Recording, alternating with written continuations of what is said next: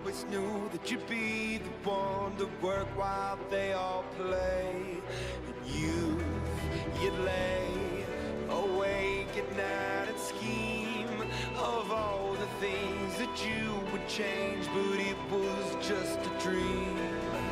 Here we are, don't turn away now. We are the warriors that built this town. Here we are, don't turn away now. We are the warriors that built this town. The time will come when you will have to rise above the rest and prove yourself. Your spirit never dies. Farewell, I've gone to take my throne above, but don't weep for me, 'cause this will be the labor of my love. Here we are, don't turn away now. We are the warriors that built this town. Here we are, don't turn away now. We are the warriors that built this town. Here we are, don't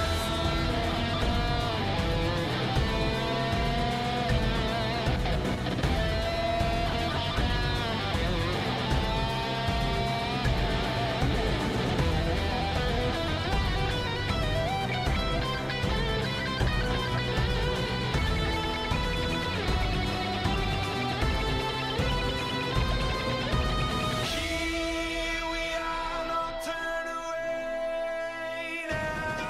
We are the warriors that built this town.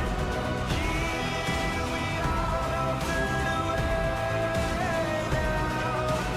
We are the warriors that built this town. From dust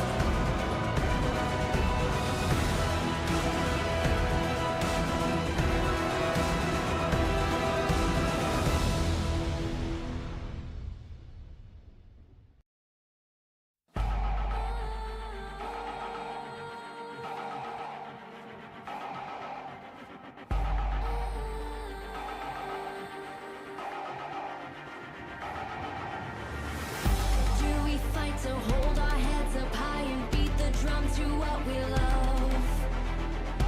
Risk the fall, or we have felt it all come crashing down from far above.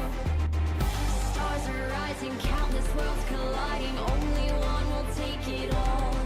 Can we bring to fall the giants? Can we make the final call? We are the ones to ignite the darkened skies, the champions of a world that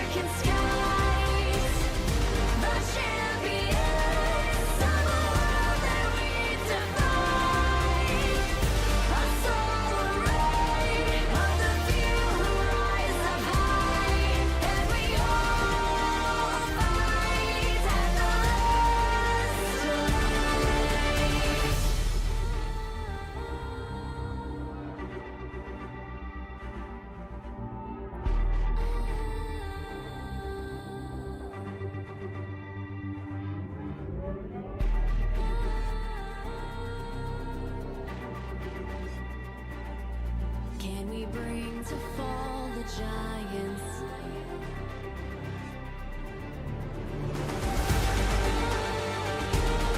Can we bring to fall the giants? Can we bring to fall the giants?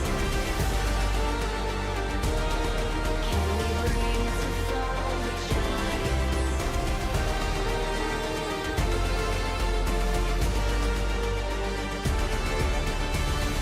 We are the ones to ignite the darkened skies, the champions of the world that we defy. A solar ray of the few who rise up high, and we all fight at the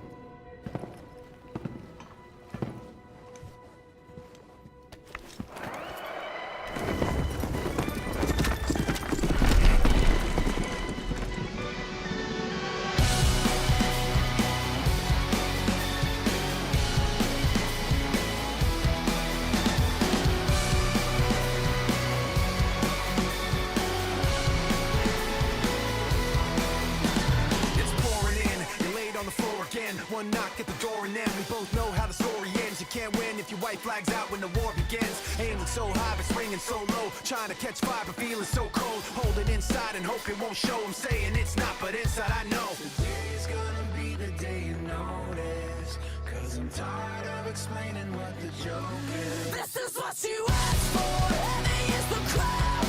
Fire in the sunrise. Ashes raining down. Try to hold it in, but it keeps bleeding out. This is what you asked for. Heavy is the crowd. Turn to run, now look what it's become. Outnumbered 10 to 1. Back then should've bit your tongue, 'cause there's no turning back. This path once it's begun, you're already on that list. Say you don't want what you can't resist. Waving that sword when the pen won't miss. Watch it all falling apart like this. This is what you asked for. Heavy is the crowd. Fire in the sunrise. Ashes raining down. Try to hold it in, but it keeps bleeding out. This is what you asked for. Heavy is the crowd.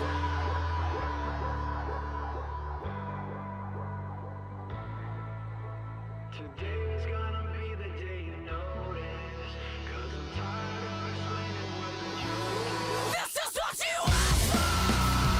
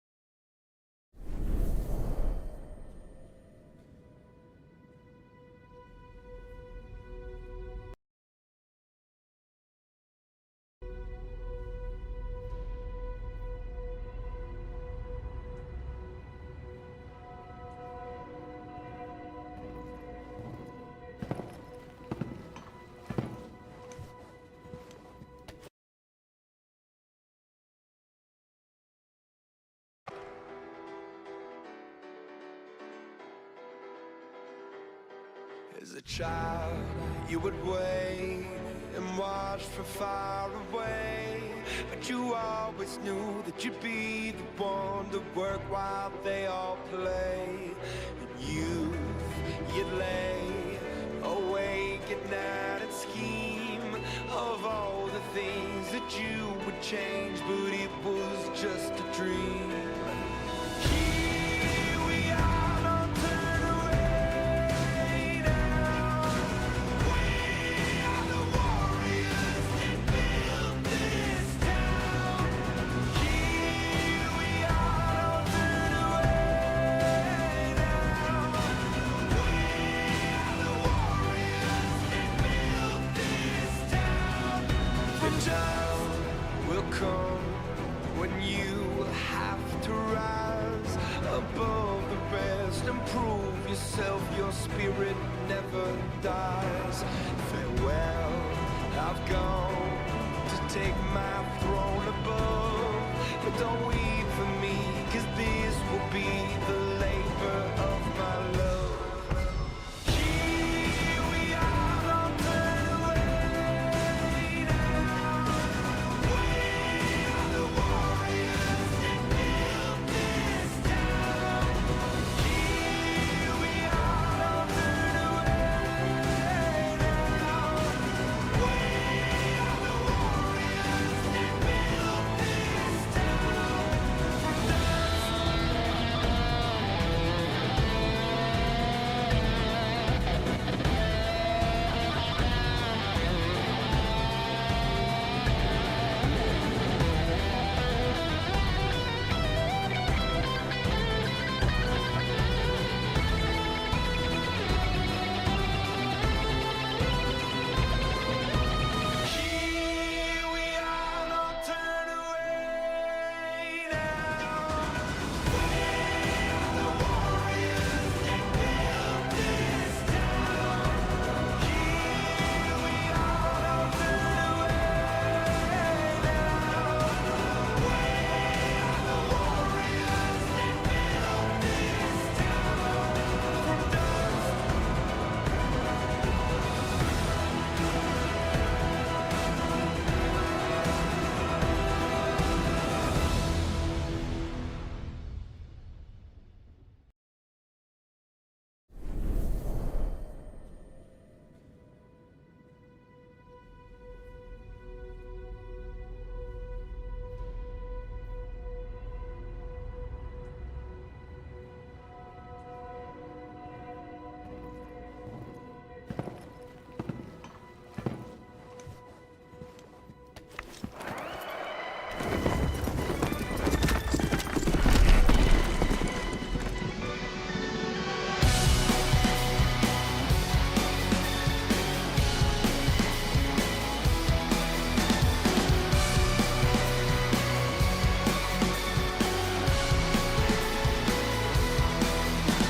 It's pouring in, you laid on the floor again. One knock at the door and then we both know how the story ends. You can't win if your white flag's out when the war begins. Aiming so high but swinging so low, trying to catch fire but feeling so cold. Holding inside and hope it won't show. I'm saying it's not, but inside I know. Today's gonna be the day you notice, 'cause I'm tired of explaining what the joke is. This is what you asked for. Heavy is the crowd.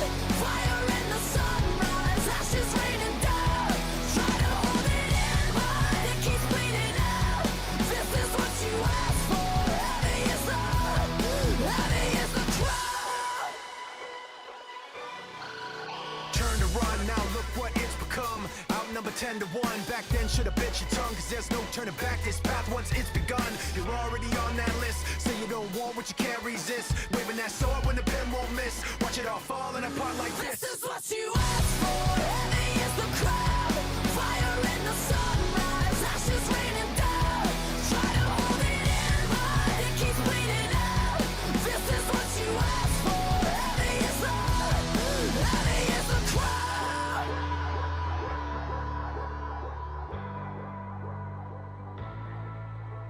Today's gonna be the day you notice, 'cause I'm tired of explaining what the joke is. This is what you asked for.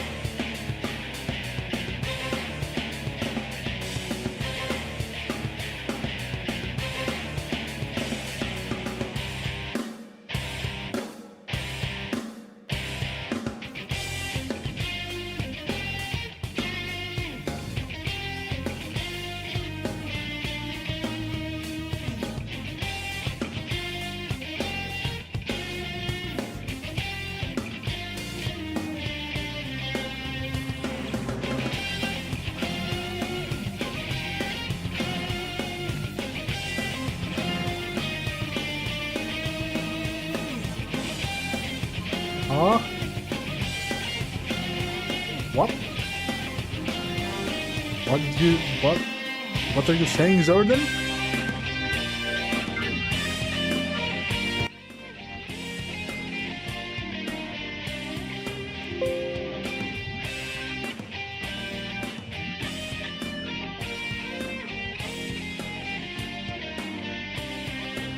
Yeah.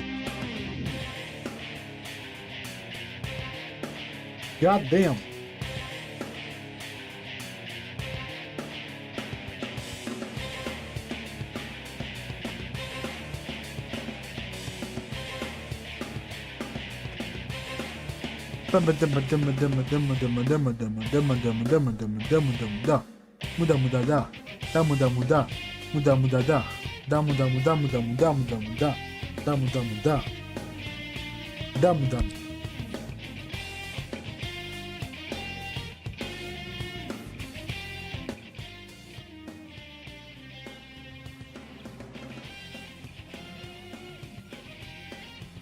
What the fuck do you mean, creams? Hey, hey, hey.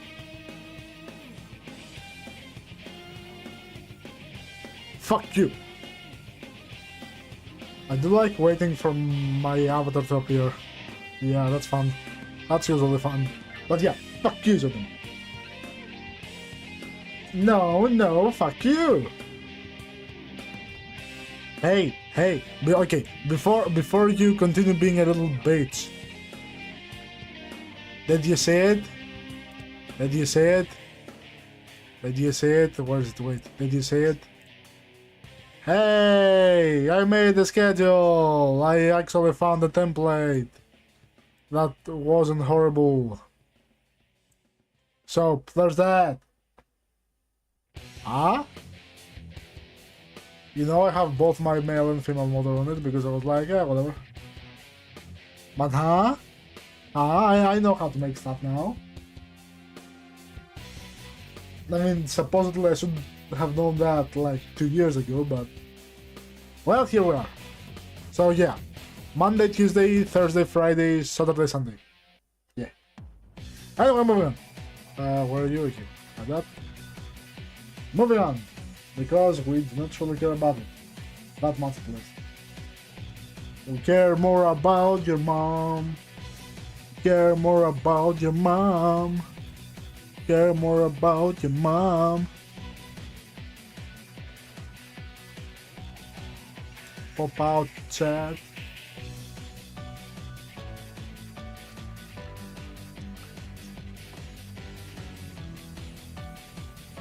You are the shit. Little crap stain underneath my pants. Remember. Remember.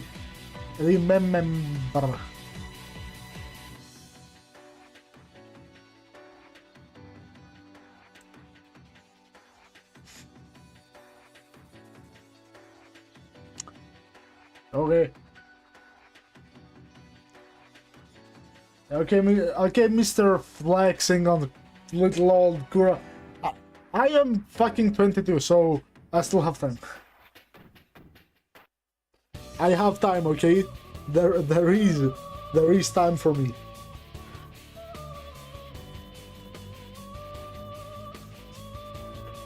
I have time. I do, I really do. I still have my whole life ahead of me. I'm a little old boy. Little old boy. Little old boy.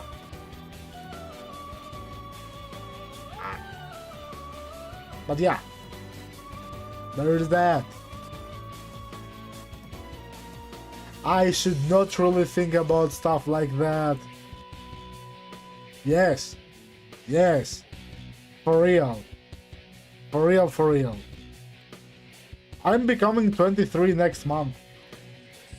So, there. Yeah. Yeah. Yeah, yeah. Yeah. Yeah, there we go. You admitted it. There we go. You know, admission is the first thing you have to do. I've known you knew me when I was now almost 18. Yeah. Yeah. How do you feel about that? I've been telling all of you for years that I was young as fuck, but none of you believed me because I sound like a fucking old man. Nah, man. That's just the Balkan debuff that I get because I'm from Balkan. I hate it here.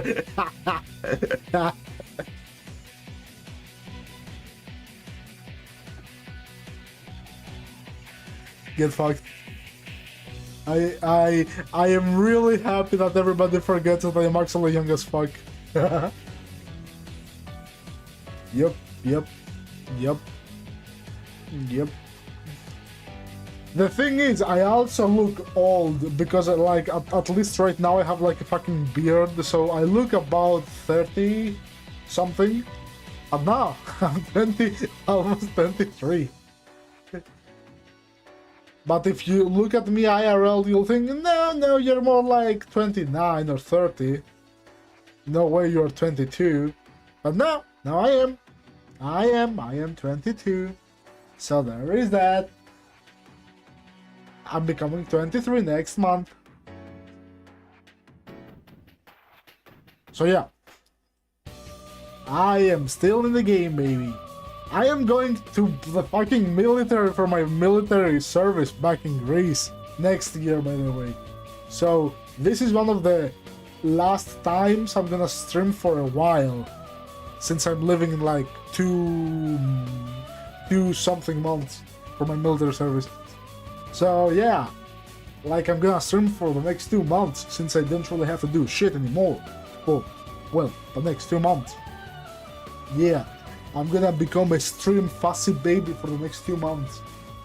Cram as much content as possible and just post stuff while I'm gonna be in the military. Because I'm a young as fuck boy and I have to do the mandatory Greek military service because I'm a young fella, unlike you, old man. How do you feel about this, huh? Old. Shame on you. Shame for you. Shame for you being old. That's what you get, Jordan. Anyway, don't really have anything else to add on that. I think that's enough salt on the woods. Yeah. So I'm just gonna move on and forget about this whole deal. Okay? Oh man. So yeah. A lot of guys do not know a simple fact. And that's a shame. I think at some point I did have like my real age, like exactly how many years old I was on Twitch, but I did remove it. Or not, wait, let me check my like info page that I have like all the way down, wait. Okay, so channel, wait. I'm gonna check, I think I still maybe have it. Because I did start streaming when I was like 20. Do I have it or not? Let's see.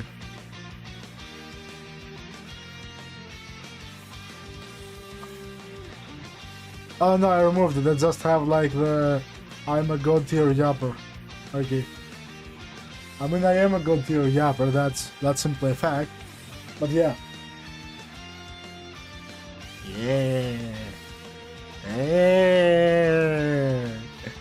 Yeah, baby. I do like it here. I love it here.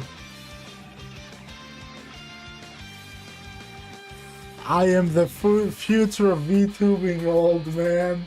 This is what you're gonna get at some point in the future. And it's gonna be a damn shame if you really think about this. Now that I think about this, at some point, if I make it big, I'm gonna be like the next generation of VTubers. And now that I think about it, that's... we have a problem if I'm on the next generation of VTubers. We have a big ass problem. But yeah. There is that.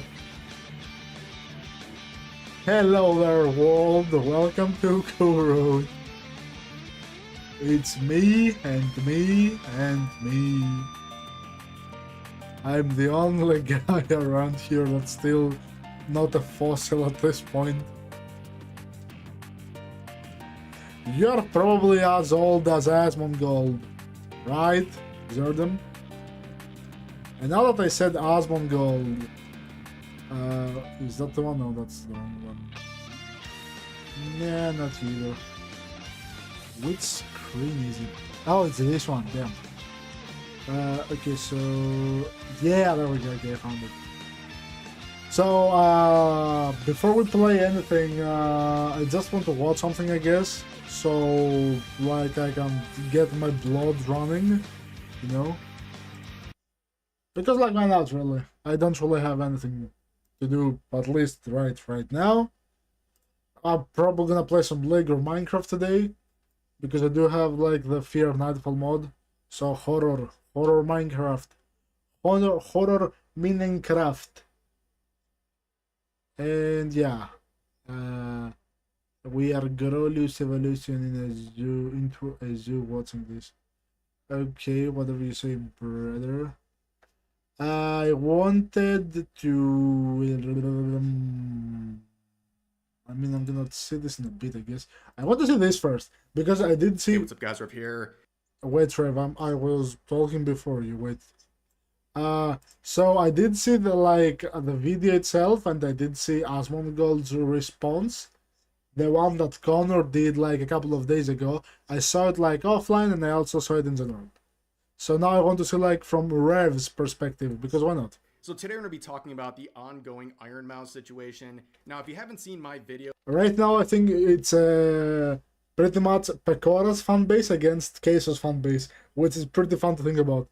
Covering the related topics, it might I know what we're gonna see next. Some queso compilation. Let's go. surprise you to find out that for the better part of the last 2 years, Iron Mouse has Not really 2 years. It's 3 years, I think, at this point. It's more like 3 years. There was some initial hate, but like 2.5 years. been facing a never-ending wave of harassment. Yeah, Now, on I TikTok enjoy and Iron Mouse. I think the tweets story and is inspiring, but I'm not YouTube. like the number one No, not really Iron Mouse YouTube. fan and her top defender. Okay, so it's TikTok. Iron Mouse has been chased away from TikTok. It's well, of course, Twitter, because Twitter is Twitter. And then there is tweets. Only YouTube, I think, is still quite positive. But I've made multiple videos yeah. over the years talking about the harassment she has faced because it's just unhinged. Yeah. She is a chronically ill woman who is being attacked by multiple communities on a never-ending basis simply for existing and, God forbid, for succeeding. And it's gotten so bad recently that CDogVA made an entire video talking about the waves of harassment she has been facing over the past 2 years or so. Now, before we get into that and some other related topics, let's just talk about the hate Iron Mouse has been facing. It's, by the way, it's bullshit what people do. I did say that also yesterday, but it's BS what a lot of people do for like on behalf of other people, right? Because like Kai Senat is a very chill guy. He likes Iron Mouse. His fan base, on the other hand, is like it's like you're a yapper, they are a yapper too. Facing historically, you know, we all know that someone succeeding and becoming popular on the internet leads to people hating on them, right? It's just the virtue of how people are. It's always fashionable to hate on something that is popular or successful. But what Iron Mouse has been facing is just unhinged. And a lot of it began back in 2023 when she won Streamer of the Year at the Game Awards. Any post related to this, you can just scroll through the replies. It is repugnant. I mean, the amount of people attacking Iron Mouse, mainly people claiming they're parts of the communities of the other nominees who lost to Iron Mouse, they are just going after her, saying the most unhinged and aggressive stuff. And if you want proof of that... Which, by the way, it's bullshit. As in, not it doesn't exist, it's bullshit that people do that. Because people are just mad. They're being fussy babies. Just go to her TikTok. This award that she won in 2023 has resulted in nearly 2 years of people brigading every single TikTok she uploads. If you don't believe me, let's just take a look. You can literally close your eyes and just click on any video, and you'll find comments that are just ridiculous. Let's click on this one, for example. Aw, hell nah. No. Brain rot. No way this is real. Who is you? Who's Iron Mouse? I don't know you. This is who won? Let's click on another random one. I refuse to believe this won Streamer of the Year. This is what won, guys. And so on and so forth. And you can even go, the most recent TikTok. This is from only a few days ago. This beat Kai Cenat. There's no way this beated Kai. Nice Yeah, people are awful sometimes. grammar, by the way. But you get the point. For 2 years, she's been getting harassed nonstop from multiple communities for simply existing and succeeding. And this is happening again because 2 months ago, she broke the then all-time Twitch sub record. And the people who are angry at this are so confusing because number one, 50% of the revenue went to charity. It went to, I believe, the Immune Deficiency Foundation. So it's already a charitable cause. And on top of that, she went into that subathon with no intention of breaking any records, right? She went into it just trying to raise money for charity, and that happened to resonate with people. And that's why she got so many subs and she broke the record. And people got incredibly angry. People who are claiming to be a part of Kai's community because that was the record that she broke at the time were going after her and harassing her and acting like she didn't deserve any of the success she had during that subathon. You see comments like this. Someone saying, can someone tell me why 200,000 people are subbing to a fictional character on a screen? And they would get hit with a community note, which is hilarious. But these people are so childish and narcissistic. This is the most narcissistic worldview where if I haven't heard of something, then clearly it's not good. You stupid. That's pretty much the TLDR. Or it's something that is not deserving of popularity. Every time there's a Streamer of the Year type of award, I typically don't even know half the people on the list. But clearly they are popular because they have millions of followers across social media. Just because it's not relevant to me or something that I know doesn't mean it's not something that other people know and enjoy. And that's the kind of stuff we're seeing here where people see something weird or different to them or something they don't know, and they think that justifies harassment. It allows them in their minds to say, oh, now I can say whatever unhinged stuff I want to this person. You can see some of the comments from 2 months ago. This person saying, this bitch is so disgusting, talking like a toddler when she's 30. You suck, sir. You suck. 1,600 likes on this disgusting reply. And also other content creators were going after her at the time when she broke the record. You can see Aiden Ross here, he took a break from eating glue and promoting gambling to his audience to say this stuff in reaction to Iron Mouse winning or breaking the all-time sub record. Hold the fuck up. What? What the fuck is this? I'm not even trying to be on no hate. Okay, so yeah, although I think like Aden Ross did apologize, I'm not really sure. I think there was like some sort of an apology-ish thing, I think. I'm not taking, I'm not gonna step into the fire for it, but I think. Shit, but what the fuck am I looking at? Can somebody give me the context behind this? I saw this picture earlier. I thought it was like some type of meme.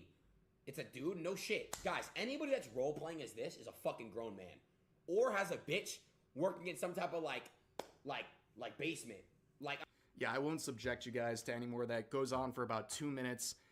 Again, just sounds like an unhinged weirdo, seeing something different than what he's used to and immediately making some wild assumptions that she's a guy or that it's like basically a person being forced to work as the Iron Mouse VTuber here. It's completely unhinged.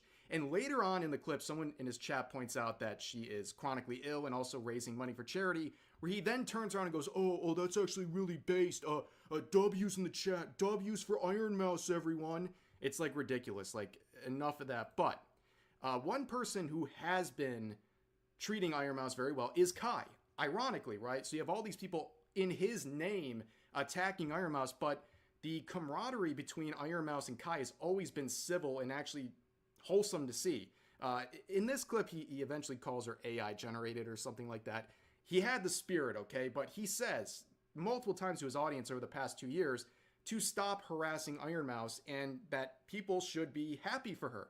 I mean, there's no reason not to be, but it doesn't really seem to matter because the animosity that is directed towards Iron Mouse is just completely unchecked, and there's no stopping it. Like, he can tell people to stop. I don't think it's ever going to stop. And things have gotten bad once again because Kai, during his current subathon, has broken the Iron Mouse all-time sub record, reclaiming that #1 spot. He's over 500,000 subs right now. I think when this is over, that record, whatever number he ends up at, is probably never going to be broken. That's how insane these numbers are. But people For are a long, using this it's not gonna be broken for a while. That's for sure. as an opportunity to go after her and attack her again. When Kai is the one who is very cordial. In fact, he congratulated her when he broke the record that she set. And on top of that, he also has a charitable aspect of his current subathon, and he directly names Iron Mouse as the inspiration for that. For real, I got inspired by Iron Mouse. She did her subathon for a good cause, and I was like, damn, that's a good idea. Instead of like, I should do it for a good cause, like, and put some money towards it, because like it feels like a super. Because when I helped my family out first, Guy is cool, to be honest. He's very cool. that felt good. But the fact that you can help somebody who doesn't even know you, or like this, it's amazing. For real, Yeah, so again, nothing but nice to one another, but people in the name of Kai's community are going out and harassing Iron Mouse, and it's happening again ever since the record was reclaimed by Kai, and people think this is some opportunity to dunk on Iron Mouse, and it's so immature and stupid and reflects badly on Kai, who is not in any way encouraging this stuff. In fact, it got so bad recently that C-Dog VA or Connor would make this whole video. It's 18 minutes long, talking about the same things we've been covering. The harassment that has existed for years that's being directed towards Iron Mouse for simply existing and succeeding. And I think this little clip from here really kind of sums up the whole point of the video. Let's just give it a quick watch here.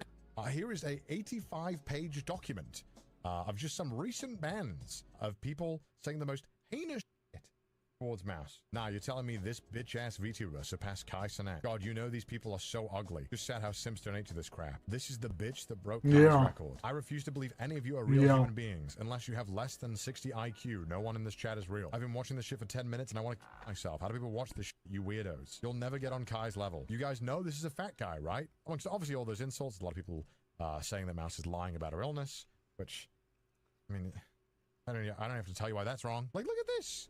This is psychotic. This is f***ed up. How is this okay? And by the way, this is the list, obviously, that doesn't include the N-word bans, or that would be another 20 pages. Because of course it would be. Like if this was my chat, I just would not stream. I would just not show up. I mean, that is how insane it is. And he's right. I think a lot of people, if they faced even a fraction of what she faces in terms of harassment, they would just pack it up. They wouldn't be able to handle all this. And she has enough to worry about with her own illnesses. She doesn't need this on top of it. And again, it's over the most childish, stupidest stuff ever. Yeah. They're angry because she's succeeding and she's a VTuber and they have all these weird fantasies playing out in their head of who she might actually be and all these stupid things. Overall, it's just, it shows, like, no matter how normalized you think VTubers are, trust me, they are not. And it's weird to see people just not even understanding what a VTuber is in the year 2024, especially people who are on Twitch 24/7. Like, I'm not asking you to know who specific VTubers or, really detailed things about the scene. You have to understand at the bare minimum that there is a human being behind the VTuber, right? Like, it's crazy that people act like they don't even know that. But anyways, I don't think it's anything new to see people getting harassed nonstop for their VTuber model or the fact that they're a VTuber. It's like, to the normie side of the internet, it's like a free shot. Like, people just attack you just for existing. I mean, I don't want to, like, take the camera here and spin it towards myself, but, like, this choice of model, how much harassment and weird comments I've gotten over the years for using this model, which, by the way, if you're I can see curious why. why I have this model, it's because it's cute. I like it. That's it. That's as deep as it goes. But over the years, just by virtue And that's fine. of having this, the amount of unhinged stuff people have said about me, the artist who made this, also just like making weird assumptions about my identity and all these things, it's very strange. And that happens to VTubers across the board. And, you know, I'm someone who covers controversial stuff. I expect to get people, you know, angry with me. That just comes with the territory. I don't want anyone feeling sorry for me. But with someone like Iron Mouse, she's about as non-controversial as you can possibly be, and yet she still faces a barrage of harassment nonstop, again, by just virtue of existing and being something that's different to people. You know, people see the VTuber model that's different to them, and therefore in their brains they go, okay, now I can harass them.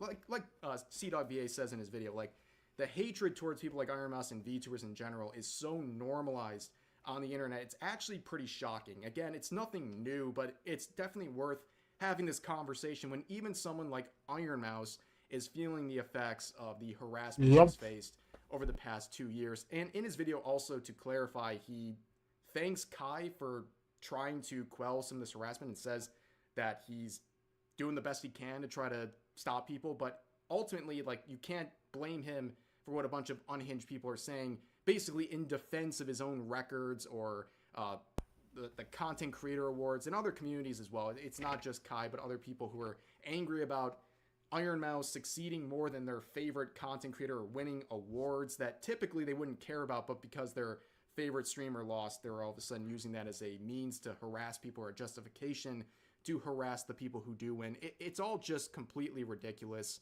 And you can see this tweet from Iron Mouse. It seems like she's been quite involved with everything going on. She says, "My illness stopped me from living for many years. Now I'm living life to the fullest as an anime girl online. I never used to have dreams. I never used to aspire to do anything. I thought that was it for me. Now I have dreams and I will work hard to make those dreams come true." I mean, yes, this is someone who could have just given up with their illnesses, but instead they have pushed and they've done a lot of good, not just for themselves, but for the world through a lot of her work with charities and things like that.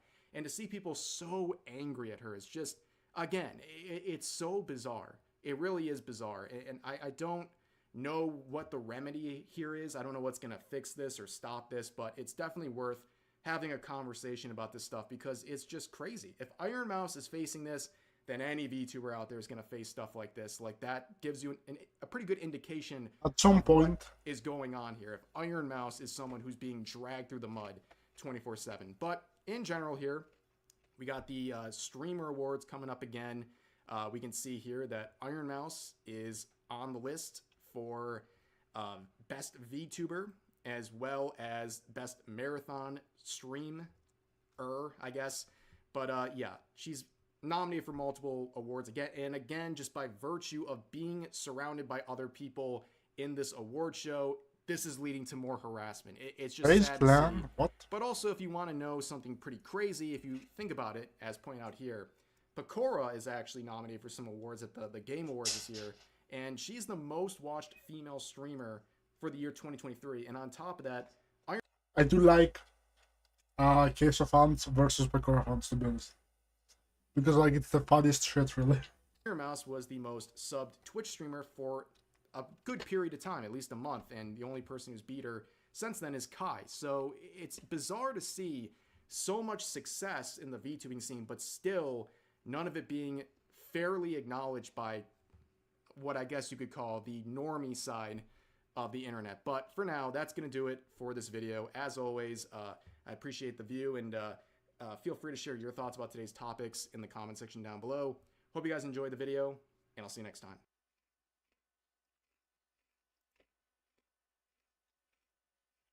All right.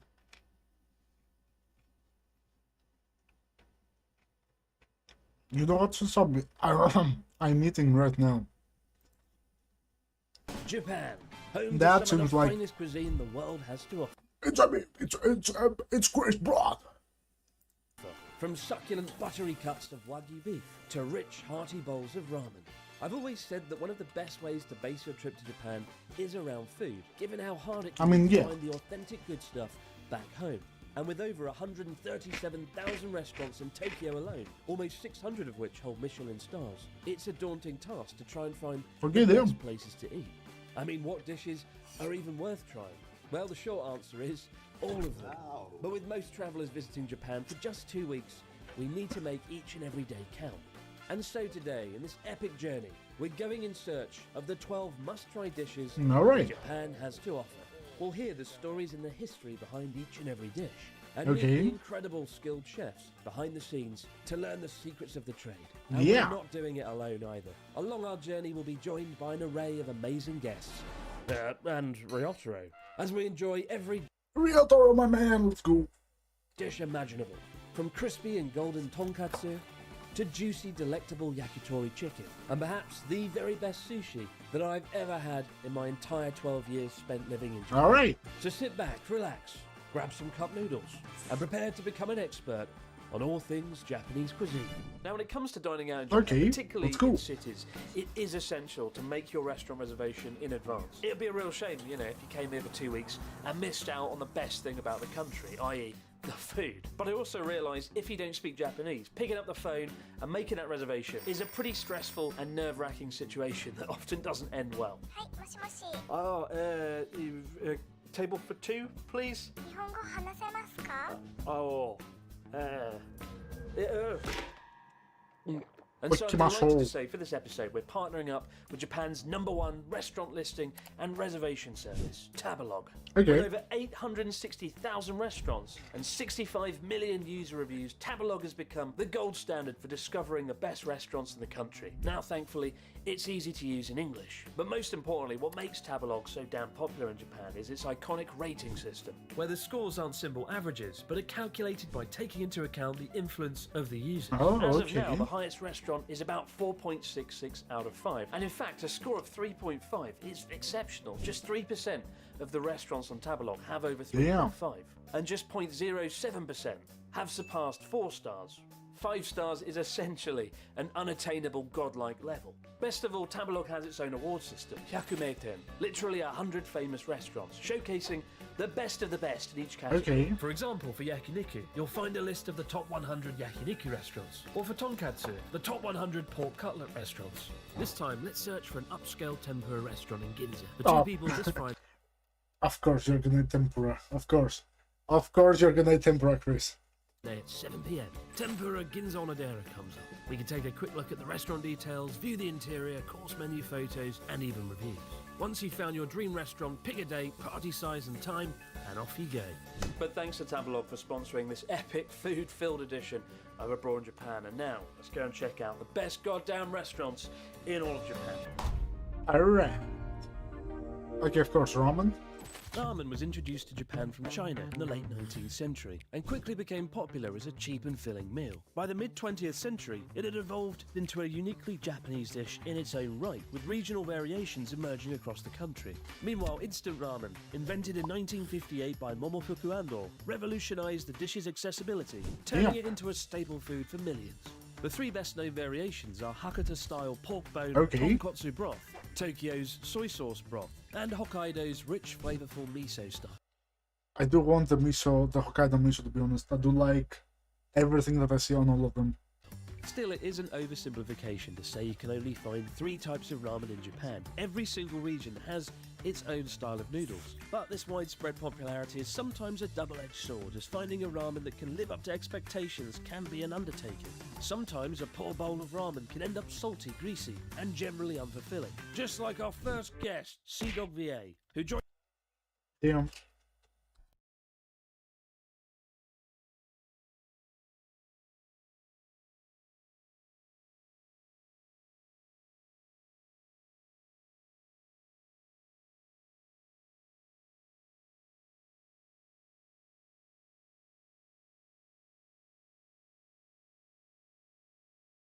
Damn. joins us for our first dish at Menya Nishikawa, a shop specialising in a rather special ramen topped with tender slices of roast beef instead of the typical braised pork. Roasted 今日はう beef. ちの2種類のラーメンで特製牛骨麺と特製豚骨麺この2種類を作らせてもらいます牛が具だくさん乗ってるようなもう本当贅沢なラーメンで、まあ、豚骨に関してもチャーシューをたくさん乗せたりとか見て楽しんでもらう食べて楽しんでもらうっていう思いをこっち僕も作らせてもらってます。 Alright. Are I you ready mean, for some looks rich cool. umami flavors, Mr. Dog? Well, when you say it like that, I feel like I'm going to be tortured. No, it's gonna be good. Yeah, Mr. Dog. Once every 2 months. Out of all the Japanese foods, probably the one I eat least. Why is that? Because it's the one that kills you the least. Oh, And see he that? Okay. grilled that as well. He like flame grilled that. That's pork. what I'm talking about. That is succulence. Succulent. Oh, you went for the extraordinaire. What is that? This is called the Ultimate beef, beef special. special. And it's got beef, pork, eggs, more braised beef, more pork, mushrooms. My gosh. Ooh. This is marinated meat as well.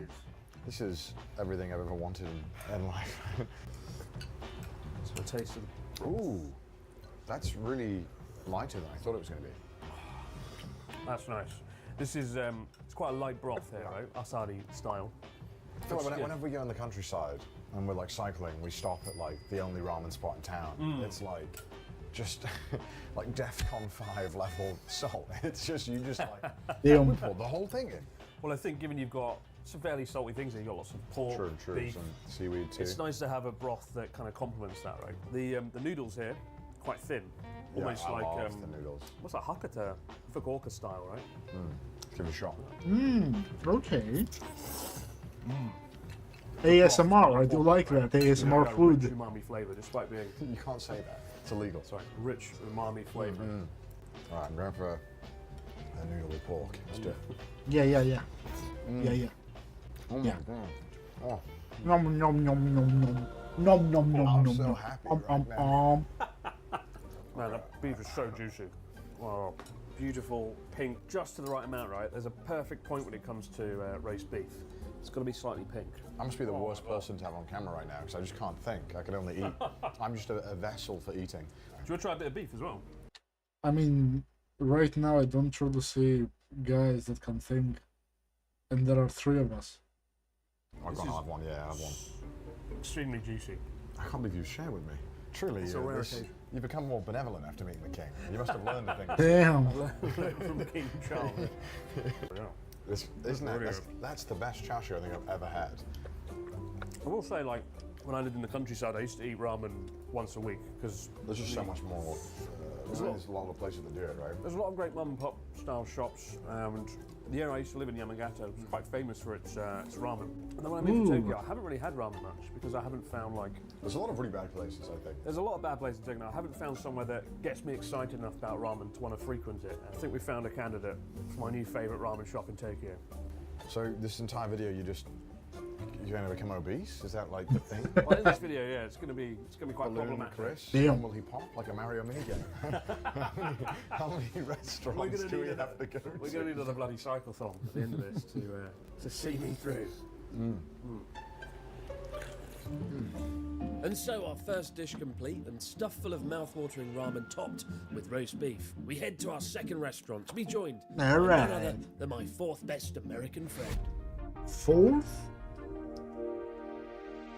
Ton literally meaning First fork, is and probably katsu that being week. an abbreviation of the word cutlet in Japanese. Tonkatsu is another example of a Japanese take on a Western cuisine. Delicious, juicy cuts of pork, Ain't battered bad, in that's for panko sure. breadcrumbs, and then deep fried. Tonkatsu might just be Japan's most calorific dish for folks on the go. And like most dishes on today's hit list, tonkatsu isn't quite as simple as it would first appear, with different cuts unleashing a variety of flavours. And to guide us through all that deep fried pork has to offer, we're heading to Wait, the here's a trade. Wait a minute.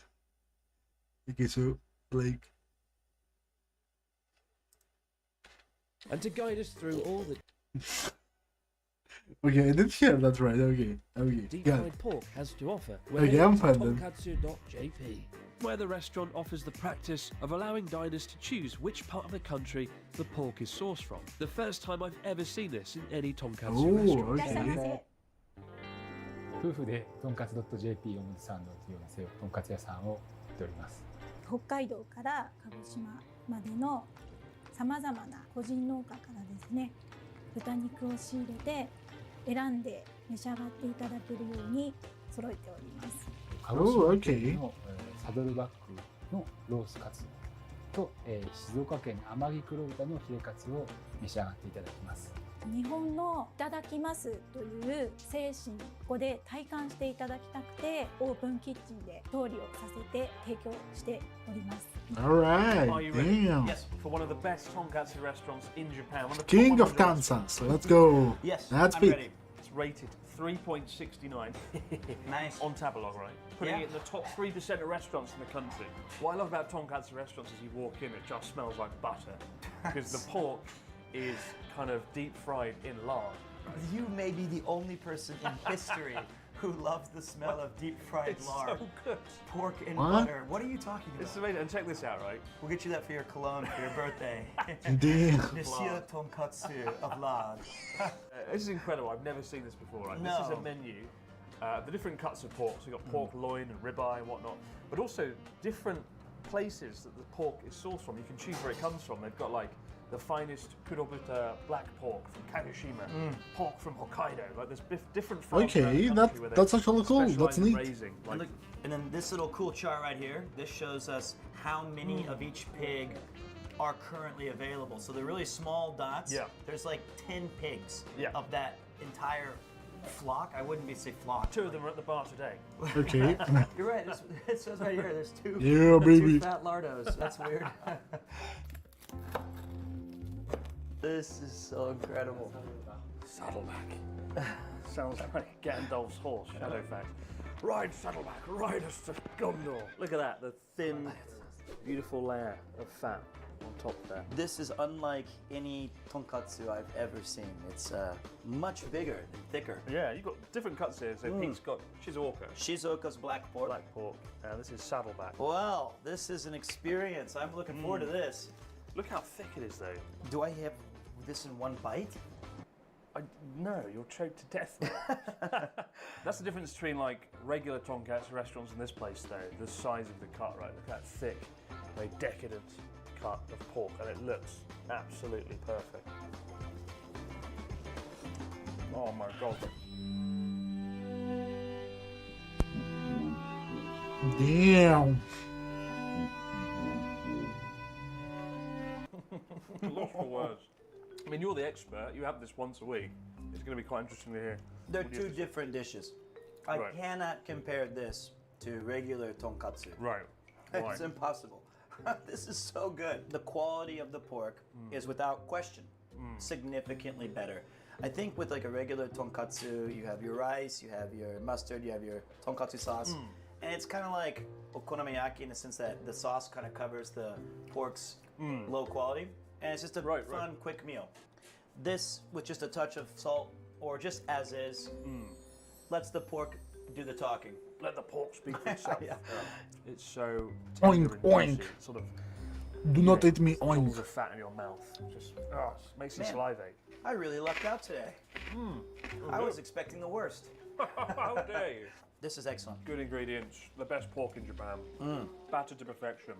How did you think you could eat that in one bite? Normally with tonkatsu, it's cut in a way that you have to because it's so chewy. But Oh, this one, okay. it's such a soft piece of pork that you can bite into it and still separate it. That is not. I don't know what you eat in Kansas, but that's not a mouthful. In Kansas, this would be considered a small, quite frankly. This is some of the best pork I've had in Japan, hands down. Don't know what they're doing in Shizuoka, but they're doing a bloody good job with those pigs. A full saddleback pig heavier. We move on to our next restaurant and with a different guest. Yakiniku, literally the characters for grill and meat. You can't get any simpler than that. Most yakiniku barbecue restaurants deliver the uncooked meat right to your table for you to grill yourself. But given today's special guest, it's probably a good thing we're heading to one of the few Natsuki-proof restaurants in Tokyo. Ebisu Yoroniku not only boasts one of the highest Natsuki-proof ratings for any restaurants? yakiniku How restaurant exactly? in the country, but they'll meticulously grill the exquisite cuts of A5 Wagyu for you. And today we're joined by Chef Seki-san, the only man in Tokyo who can stop Natsuki from burning down an entire restaurant. Ebisu Yoroniku is one of the few restaurants today with a coveted 4.36 star rating on Tabelog, and we'll be trying their famed taster menu. A course so special that our chef won't even tell us what cuts of meat will be tasted. So first we have our signature dish, silky loin. Silky loin. Wow, どこ上 We just call it our special cut, signature cut. So we don't really actually point out the cut, where precisely the cut is from. And the sauce is a secret as well, right? Yes. You don't get to the top without keeping some secrets, right? So the cut will be served directly into your dipping sauce. Oh, wow. So, and it goes with the little rice bowl. Ooh. Oh. Man, that was cool. Wow. Silky loin. Wow. For a silky man. Oh, beef seats. A seat for the beef. Tell it, come on. Oh my god. Oh, it melts in your mouth. The rice is really good actually because it kind of binds with the beef and the sauce. Otherwise, the beef just sort of melts away so fast. The rice kind of helps bring out the flavour. Beef strip on my tongue. Or that. Or that. Silky loin, it sits like a seat. Like a sheet. That's quite poetic. Good taste. I wouldn't expect anything less from the man that invented Justice Delicious. But it's not just Natsuki's fine poetry that we're being treated to today, as Seki-san prepares the next taster dish of a Chateaubriand beef katsu sandwich. Okay. I wouldn't want to get in a fight with Seki-san. Look at that though. And also for the second half, we have yuzu mustard. It's very spicy, so make sure to add a little bit. It also goes perfectly well with an extra sauce as well. Enjoy. Good. Nihonpoi. Oh, Smell of okay. Japan, the citrus, the yuzu, the mustard. He said it's quite spicy though, so I'm a bit worried. Might be the best sandwich I've ever had. Mint is art. Art is it. You heard it here first. We continue on with masterly prepared truffle sukiyaki, mixed with a raw egg, whisked to create a light and bubbly coating for the delicious wagyu.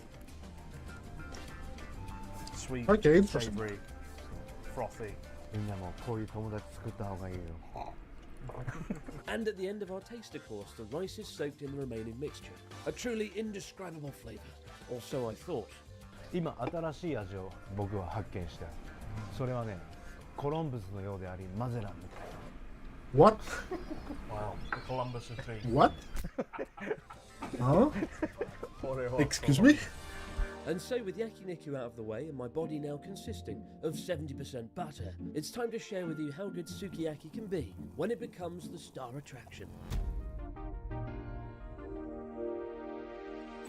For our next dish, we'll be exploring perhaps the most extravagant side of fine dining in Japan.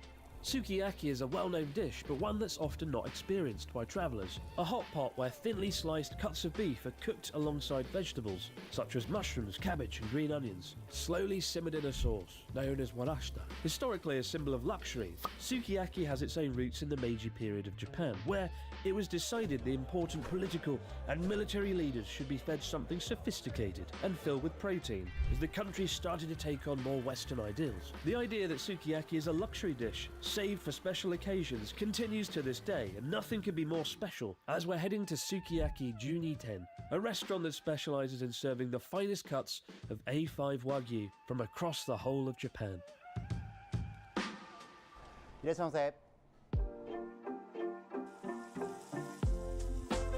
That looks good, man. 最高点の12点の、サーロインを使ったすき焼きをご用意させていただきます、出来たてを召し上がっていただきたくお客様の目の前で、調理させていただいています、私たちのすき焼きは関西風でご用意しております。目で見て楽しんでいただけるようなすき焼きを心がけております。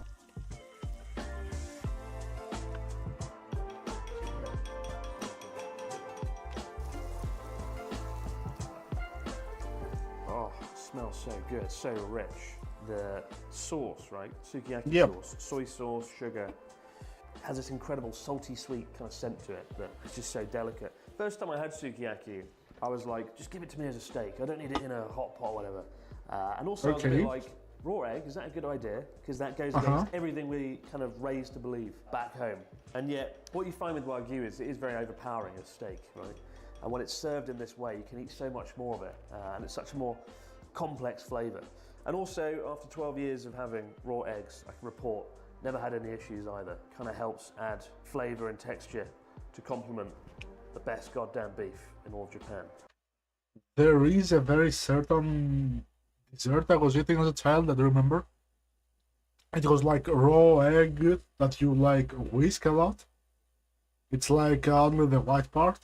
You whisk that a lot, and then like you put also the other one. You also whisk that, and then you just add sugar to it. It was a nice breakfast, to be honest. Usually, but you didn't like 2 eggs, I think, and a lot of sugar, like a lot of sugar. Oh my god. Now that is incredible. Look at that. Got the saltiness of the beef itself, that rich, sweet flavour of the sukiyaki sauce. It was so thick as well when he poured it in, where it hit the beef. Egg yolk kind of locks in all that texture, all that flavour. Sukiyaki, what a treat. But it's not just the finest cuts of A5 Wagyu that make a good sukiyaki. Juniten leaves no part of the dish behind, as even the water itself used for the broth is sourced from a national park, Shirakami-sanchi, an isolated forest in most northern Aomori, combined with the freshest vegetables of cabbage, shiitake mushrooms, and green onions. Every ingredient is sourced to perfection. Feels like it's my birthday. Typically, you eat sukiyaki at like special occasions, anniversaries, birthdays.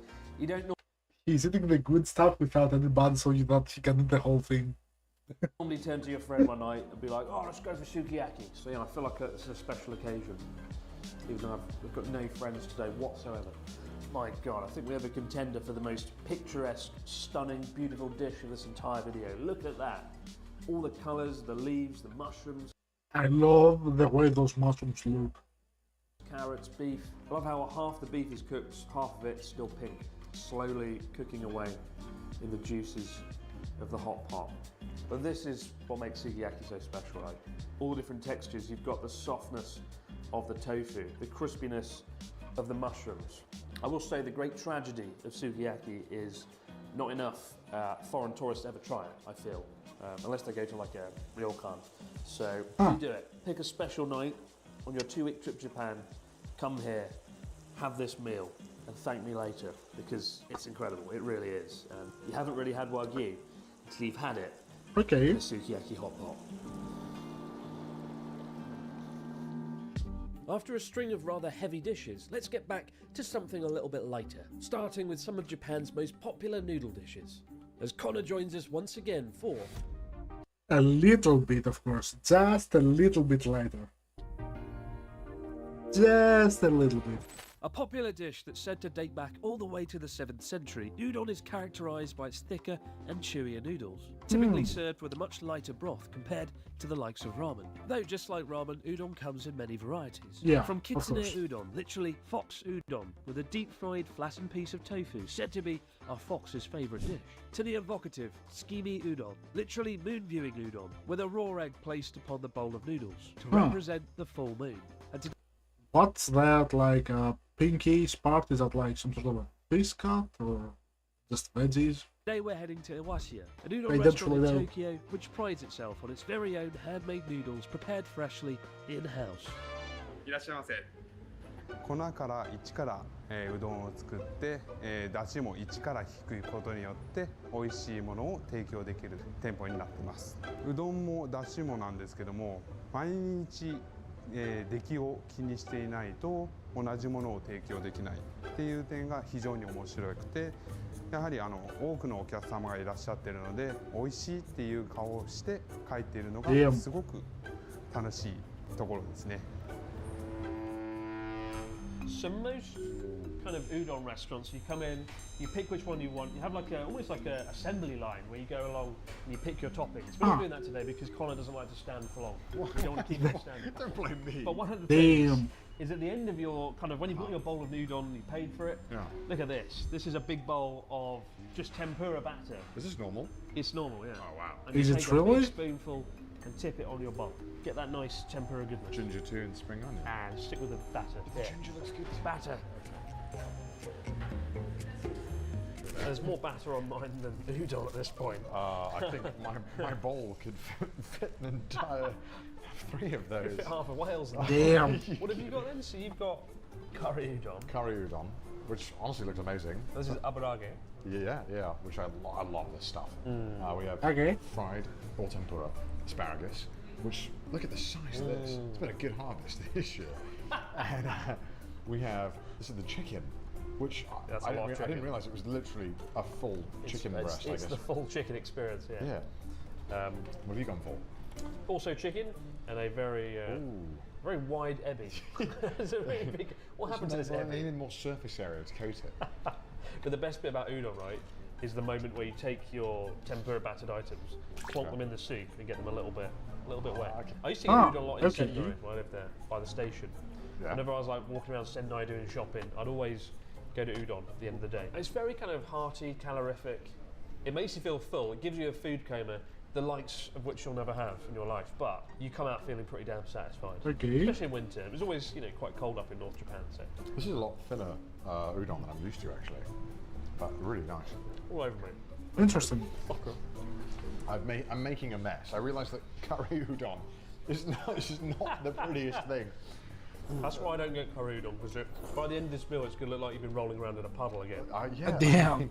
I do feel that way. I'm trying to get the udon coated here. Actually, I want to make sure I can get my giant asparagus coated.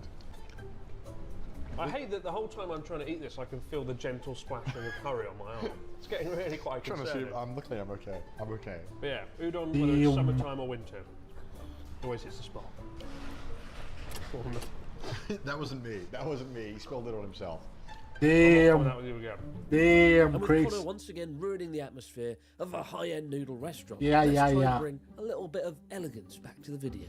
Time to get rid of my least favourite Welshman and bring in my most favourite Canadian fiancé as we head all the way to Kyoto to try. Soba. Earthy and rich buckwheat noodles. Soba is often seen in Japan. Those two emotes remind me of Connor and Chris at the same time.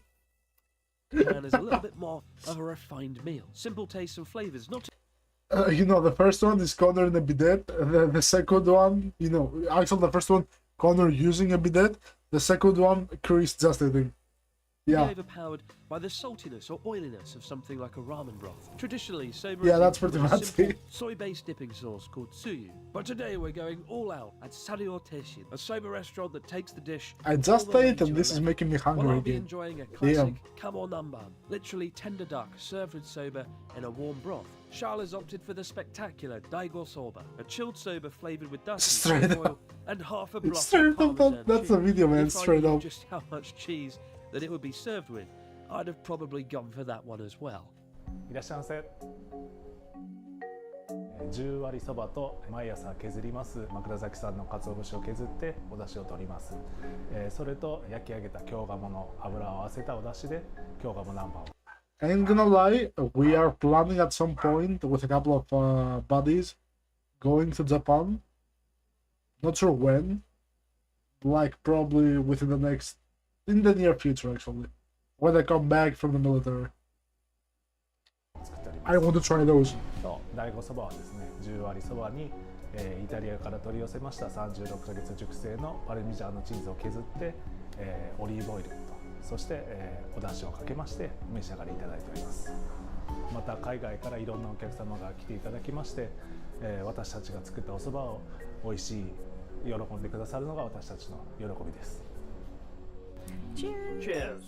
Hey, gin soda in what might be the most luxurious soba noodle restaurant in all of Japan. It's so pretty in here. It feels like a high-end sushi restaurant. I've never seen any soba restaurant like it. Yeah, the epic counter, and then they've got this incredible artwork behind, right, with the tiger unraveling some wool and some bonsai trees.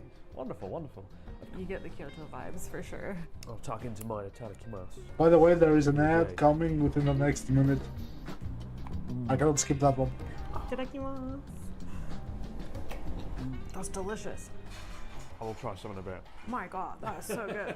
The cheese is so flavorful. It pairs really well with the dashi broth. I won't lie, I did sort of stop eating soba noodles after my last wanko soba noodle attempt with you and Connor. I'm the same. I can't eat them for about 3 or 4 months afterwards. Yeah. When we lived in Tohoku, I'd say you and I went for soba noodles more than any other dish, right? Because they are everywhere and beloved by the people of Tohoku. Yeah, the soup is a crucial part of the soba noodles, right? Kind of like dashi with a sort of tanginess to it. There's a sharp sort of Okay. tanginess at the end of it from the onions and the duck. Yeah, it's a really nice broth. All right, my moment of truth is the mountain of cheese on the soba noodles better than the duck one. Okay, let's it's a see. close one. Really? I actually think I prefer this. I think I prefer this. Shocking. It feels more well-rounded, you know. Fair enough. That just tastes very cheesy. Okay. It's normally right up my alley, but today I want to mix the flavours up a bit. This restaurant, it's as much about the Interesting. dish as it is about the setting, and it feels very relaxing, very calm in here, under the watchful gaze of the tigers. Beautiful restaurant, beautiful restaurant. As we return to Tokyo, it's time for one of the best rated restaurants on our list, with one of the lowest rated guests on our trip. And I have Hey, to yo, say, this no, is a come on, restaurant man, that he's I've been cool. looking forward to perhaps more than any other, serving my absolute favourite, quintessentially Japanese dish. Yakitori. I mean, that looks like a Greek souvlaki, to be honest. I'm just gonna point that out there. It looks like a souvlaki. Yaki meaning to grill or cook, and tori meaning bird, in this case chicken. There's no other dish that symbolises the Japanese attention to simple flavours done well, quite like yakitori. That's a Greek. That's exactly like a Greek souvlaki, but instead of pig, you use chicken, which is also something that we use in Greece. Interesting. I guess they are quite smaller though, because the Greek ones are like huge AF. From thigh and breast to liver and heart, no part of the chicken is left unused, and it takes a certain precision by master yakitori chefs to know exactly when. Although, unlike them, we don't use every part of the chicken. We just use, I think, chicken breast. I think it's only chicken breast. Each piece is perfectly cooked, a process that some chefs can understand simply by lifting up the skewers and knowing how the perfect chicken feels. The ultimate sixth sense, and what I've also come to perfect over many years eating Family Mart fried chicken. While chicken on a stick grilled over an open flame may not seem like the hardest dish to make, Japan has a secret weapon in the form of binchotan, Japanese white charcoal, a prized charcoal typically sourced from Wakayama that's famed for its high carbon content, allowing a high consistent temperature and minimal odour, unleashing the full flavours okay. of the meat without compromising the taste. At its core, yakitori is traditionally a street food, springing up in the late 19th century, with the off. Okay, I'm gonna lie, that really looks like a souvlaki, and I know they're gonna slap, but it's quite literally a souvlaki. Guts and innards of game fowl being a cheaper alternative to pricier cuts. Like, okay, wait, let me, like, yakitori. Yakitori. Okay, so here we go, yakitori. Yakitori looks like this, right? Quite literally, it looks like this. Okay, yeah, that has like some pepper in it, okay, whatever. Then you have like souvlaki. I mean, that's really that different. That's you know, a souvlaki like that you usually use, like there is some lemon. You don't really have a salad. It's usually like just the meat and the potatoes. You know, those they look very similar. You know, they look. I guess, you know, if you take on the shape, yeah, I guess you could say, oh yeah, that's different, but they look quite similar to each other. Like, so yakitori is pretty much a souvlaki.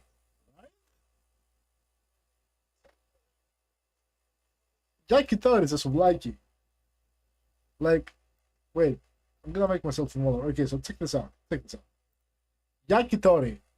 Okay? This is a yakitori. This is a souvlaki. It's not really different. It looks quite similar to it. Like, if you told me this is a souvlaki, I would be like, oh yeah, it's a souvlaki, but like with some extra veggies, I guess. Which we also do, to be honest. We like add red peppers and like maybe some onions. Of course, there are others where you also add mushrooms, but it looks really similar. But yeah, I just want to point this out there. Like, it looks a lot like souvlaki. cuts of meat. Today, however, yakitori has been refined into the ultimate dining experience, savouring each and every cut, with restaurant Torisawa currently enjoying a waiting list of 3 months just to get in the door. Oh, Now then, damn, let's okay. find out why that's the case. So of the 12 restaurants we're filming in this video, this is the one that I've been looking forward to the most, yakitori, for reasons we'll get into in a minute. And I need to come here, I needed to bring a very special friend.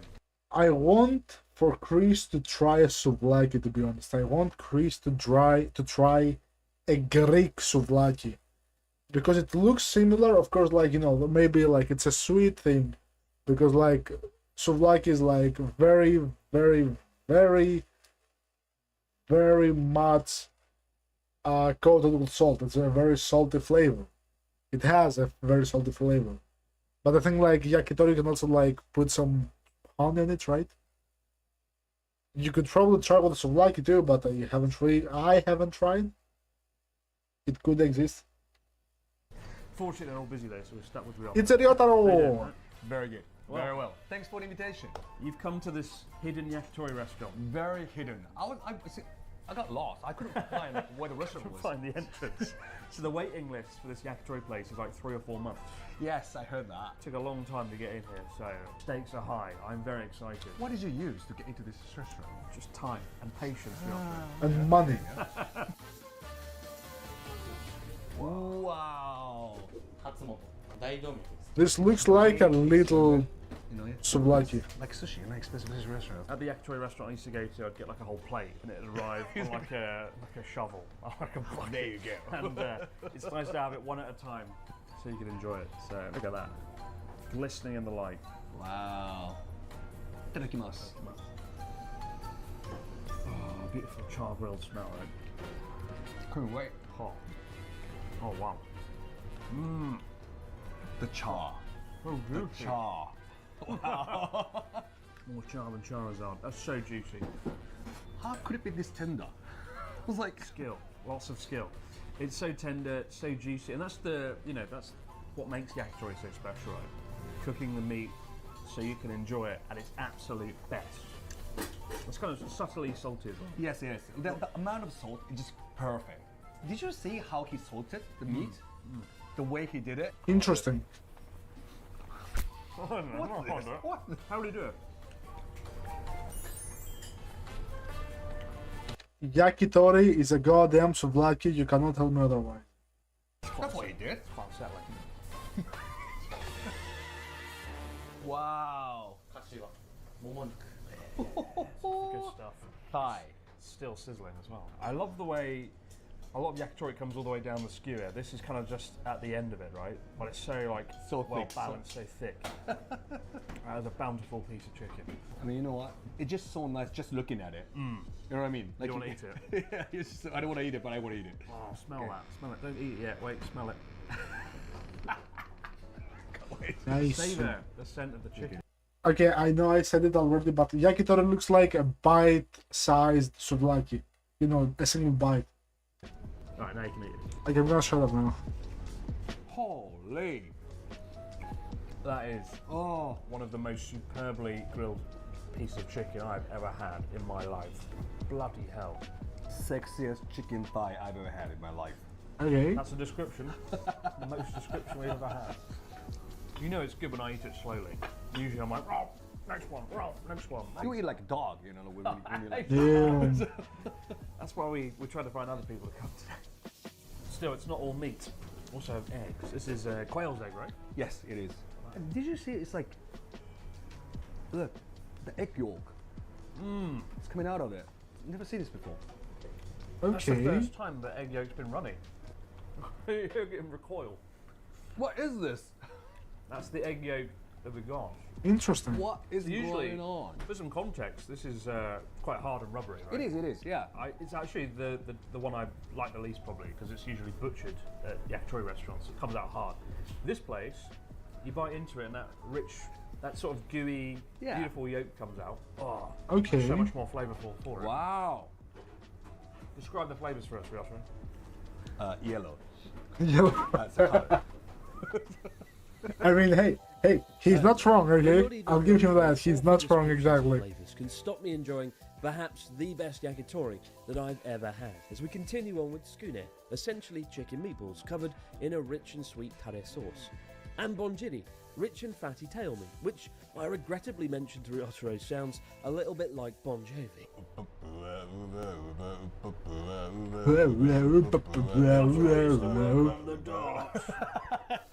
But our final dish in our romantic course is something that I've never tried before in any yakitori restaurant. Oh wait, is that Torchi, tomato cherry? named after the Japanese word for lantern, given its bright yellow appearance, which happens to be the yolk of a chicken before the hard outer shell can form.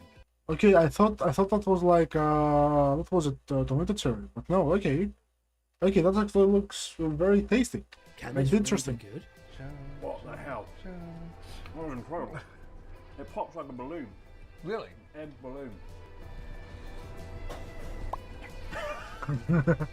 She got hit with a recoil. It just pops.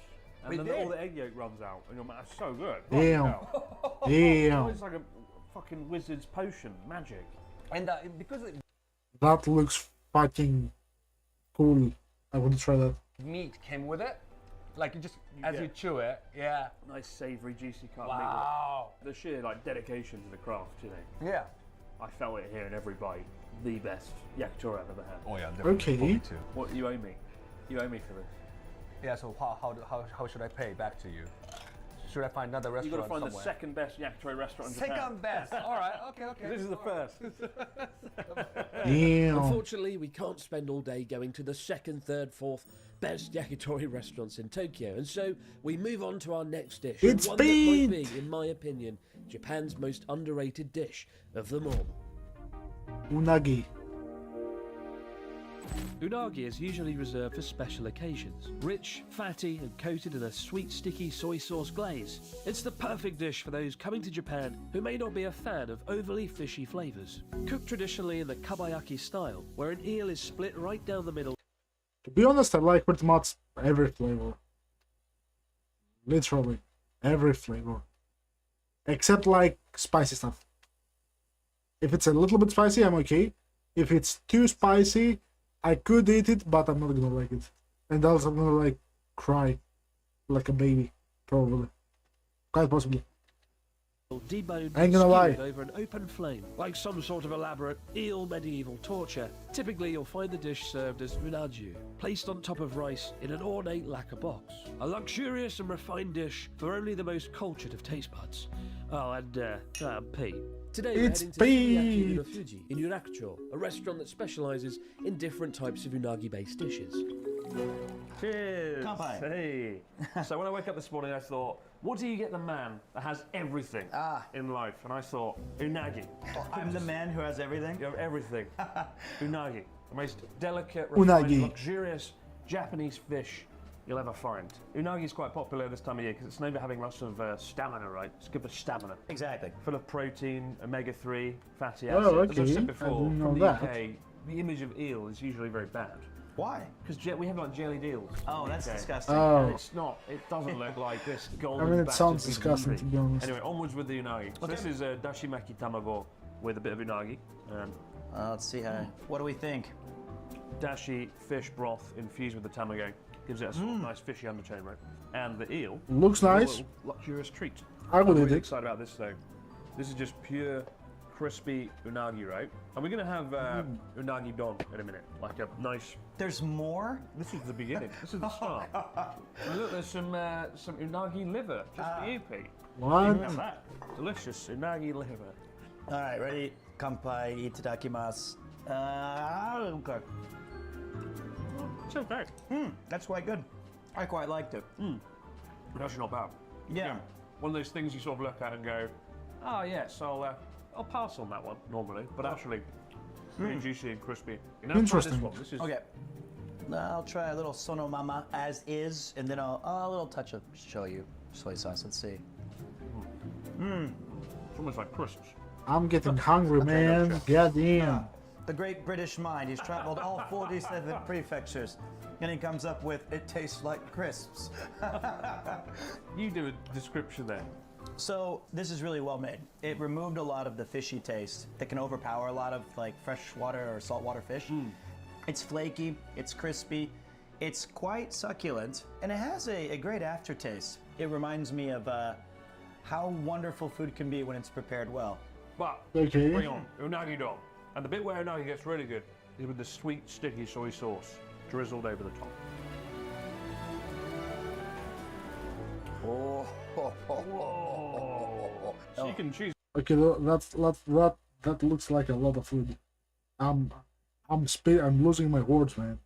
What you do with it, you can eat it as it is, or you can put it in here and have like a bit of broth and turn it into like a But this soup dish. this is green tea, right? Ochazuke is pretty traditional. It's like a porridge almost, but not as much water. I personally, I like it as it is. Customize it to your taste buds. It's like Maca Pierre White. So So this is jaw unagi, literally high quality, top grade unagi on a bed of rice, and it smells like a sweet soy sauce dream. So thick and the sauce on the unagi is what gives it its character. But this is like a purist unagi we have here. So like the sashimi version. Yeah, right. Let's tuck in. Ooh, oh wow, these are finely cut as well, so we get all my little pieces. These are good. That is excellent. Really. You gotta try it. Mine's this is excellent. How would you describe unagi? All It's right. quite meaty. The fish is Yeah, quite it doesn't remind me of a fleshy. fish dish. Like it's in its own little category of like you got like there's steaks, there's pork, there's fish, and then you've got this nice little spot carved out for unagi. Because the sort of interesting. the meat isn't so fatty, it all blends together, and it kind of has almost a creamy texture to it as you chew it. The Wagyu A5 of fish. It is. Yeah, there you go. Oh, Stamina rising. No, I feel better already. When I first saw your face, imminent dread. What am I gonna have to do today? Is he going to chain me to a fence and throw me off the roof? So I was prepared for the worst, but each passing moment I feel better and better. That might be the beer though. I haven't decided. And with my American friend full of eels, it's time to move on to our next restaurant. So I usually bring people to teppanyaki when I want to impress them, like Oh. people of importance. But everyone of importance was busy today, so we got Alex Shapiro, Tokyo Portfolio. Damn. Hi guys. What could $2 million buy you in Tokyo?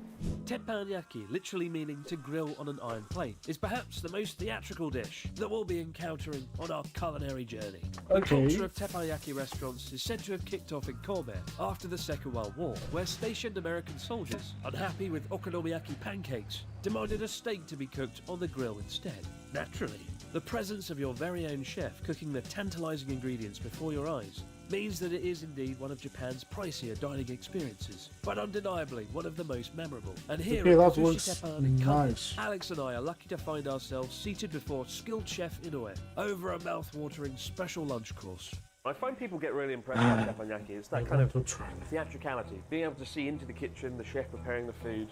It's an experience, isn't it? Watching the beautiful Miyazaki beef marbled to perfection, being carefully grilled on all sides. Just having the food prepared before you. Exactly. And that's why I love teppanyaki, and that's why when people come to Japan, it's where I bring them. And I've never had anyone walk out and go, I didn't like that. It's all very simple too, you know, it's just steak that's grilled with a little bit of salt on it. You have some vegetables as well. Very simple, just using the ingredients to its full Okay. potential. That's kind of the opposite of what the American version would be, which is what they call hibachi. Right. So Benihana, for instance, I'm sure you heard of that. But they have to make up for it with the volcanoes and all that kind of stuff, and the juggling of shrimp. At a real teppanyaki place, you can see the kind of accoutrements that you have in front of you. It's just salt, different kind of salt, a little bit of pepper, wasabi, and some soy sauce with some maybe ginger or something in it. Yeah. That's it. Minimalism. Have you won over any clients in the real estate business by bringing them to teppanyaki? Absolutely, because the less they need to look at me, the more they're interested in buying the thing, you know? So if you're doing business in Japan, bring your client to teppanyaki. Do that. Miyazaki wins like more awards than anyone. Yeah, everybody People says- think, oh, Kobe beef's the number one. It's not actually. It's usually Miyazaki. It is. I don't know what their secret is. I find at teppanyaki. Interesting. At every other restaurant I go to, I'm like, like Augustus Gloop. Yes. Out of Charlie and the Chocolate Factory. But when it comes to teppanyaki, I take my time. I save every bite. I admire the beef, what it is. Yes. Okay. Rich smell. Ready for an umami bomb? It's going to be very umami. I'm worried about how many times I've used umami in this video. It's going to be like take a shot every time you hear umami flavors. in this video, right? Now's your time, guys. I'm going to start with Goddamn. Miyazaki rump. Let's try the rump. He says go with the pepper. Pepper? Yeah, the middle one. So we've got garlic, soy sauce, wasabi pepper, British salt. What's this salt here? This one is a seaweed salt. Seaweed salt? Yeah. Kombu salt.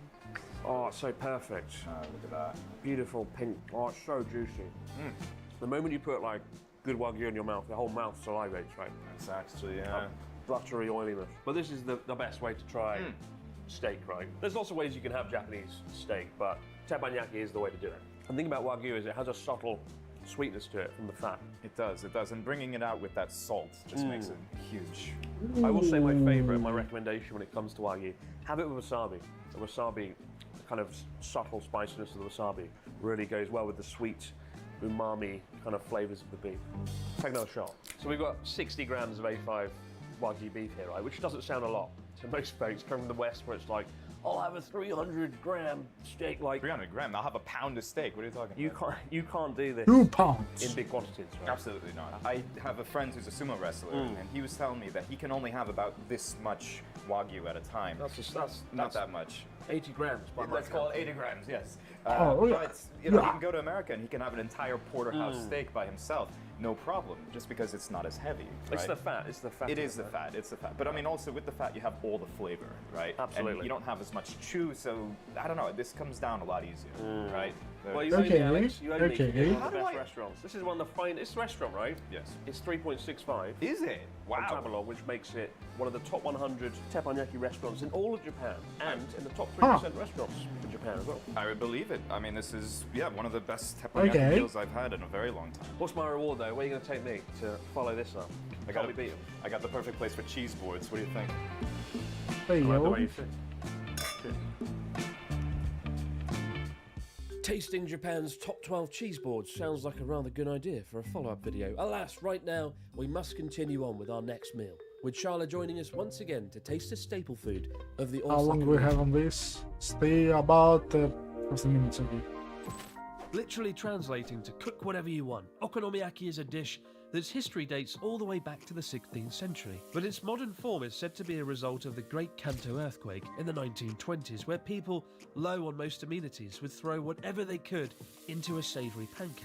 Now a popular dish all over the country, there's a bit of contention as to what the main style of okonomiyaki is. The Osaka style is a thicker, heartier pancake where all the ingredients are mixed together, while the Hiroshima style has many thin layers of batter and eggs placed upon the noodles. Wars have been fought over which is the superior okonomiyaki, but what if I told you there's a secret third option? Negiyaki, as Charla and I head to Negiyaki Yamato, the birthplace of one of Osaka's ultimate staple foods. いらっしゃいませ。 Okay. 本日は一番人気の筋ネギとお好み焼きの海鮮を作らせていただきます。ネギ焼きはいわゆる関西の青ネギをたくさん使ったもので、お醤油とレモンであっさりと。お好みはおソース味でちょっとスパイシーなおソースなんですけど、 Worcestershire 本日 blah 作 blah ら blah せていただ sauce. きます。初めてネギ Blah blah blah 焼きを食べられるお sauce. 客様とかにお好み焼きと全く違うという Among Us 新 sauce. しいネギ焼きというものを Those are 知 my っていただく cookies. 時が Those 一 are my 番 cookies. 嬉しいですね。美味しいと言っていただけるのももちろん嬉しいですし、やりがいがあります。 So this restaurant, Negiyaki Yamamoto, I opened popularized my Negiyaki cookie. 60 years ago. It's Cookies. kind of like okonomiyaki with Let's lots go. and lots of spring onions. Looks very visual as well, right, with the colours. So this is a traditional okonomiyaki. It's a savory pancake batter filled with seafood and topped with a sweet and tangy sauce. This sauce is a lot thicker than the negiyaki sauce. Do you know what the sauce is called in Okay. British English? Your old favourite, Worcestershire. Yeah. Shall we dig in? Absolutely. Also, if it sounds like a train is about to burst through the wall, it's because we're beneath the train tracks at Osaka Station. Half the fun of okonomiyaki is getting a spatula and cheekily portioning off your own little slice like a pizza. Some do it better than others. Then one slice and she's already cut hers up. Damn. So you're ferocious. You're like, fucking samurai. I can't even get one slice. This is why Chris doesn't do the cooking at home. Oh, it smells bloody good. Itadakimasu. Oh wow.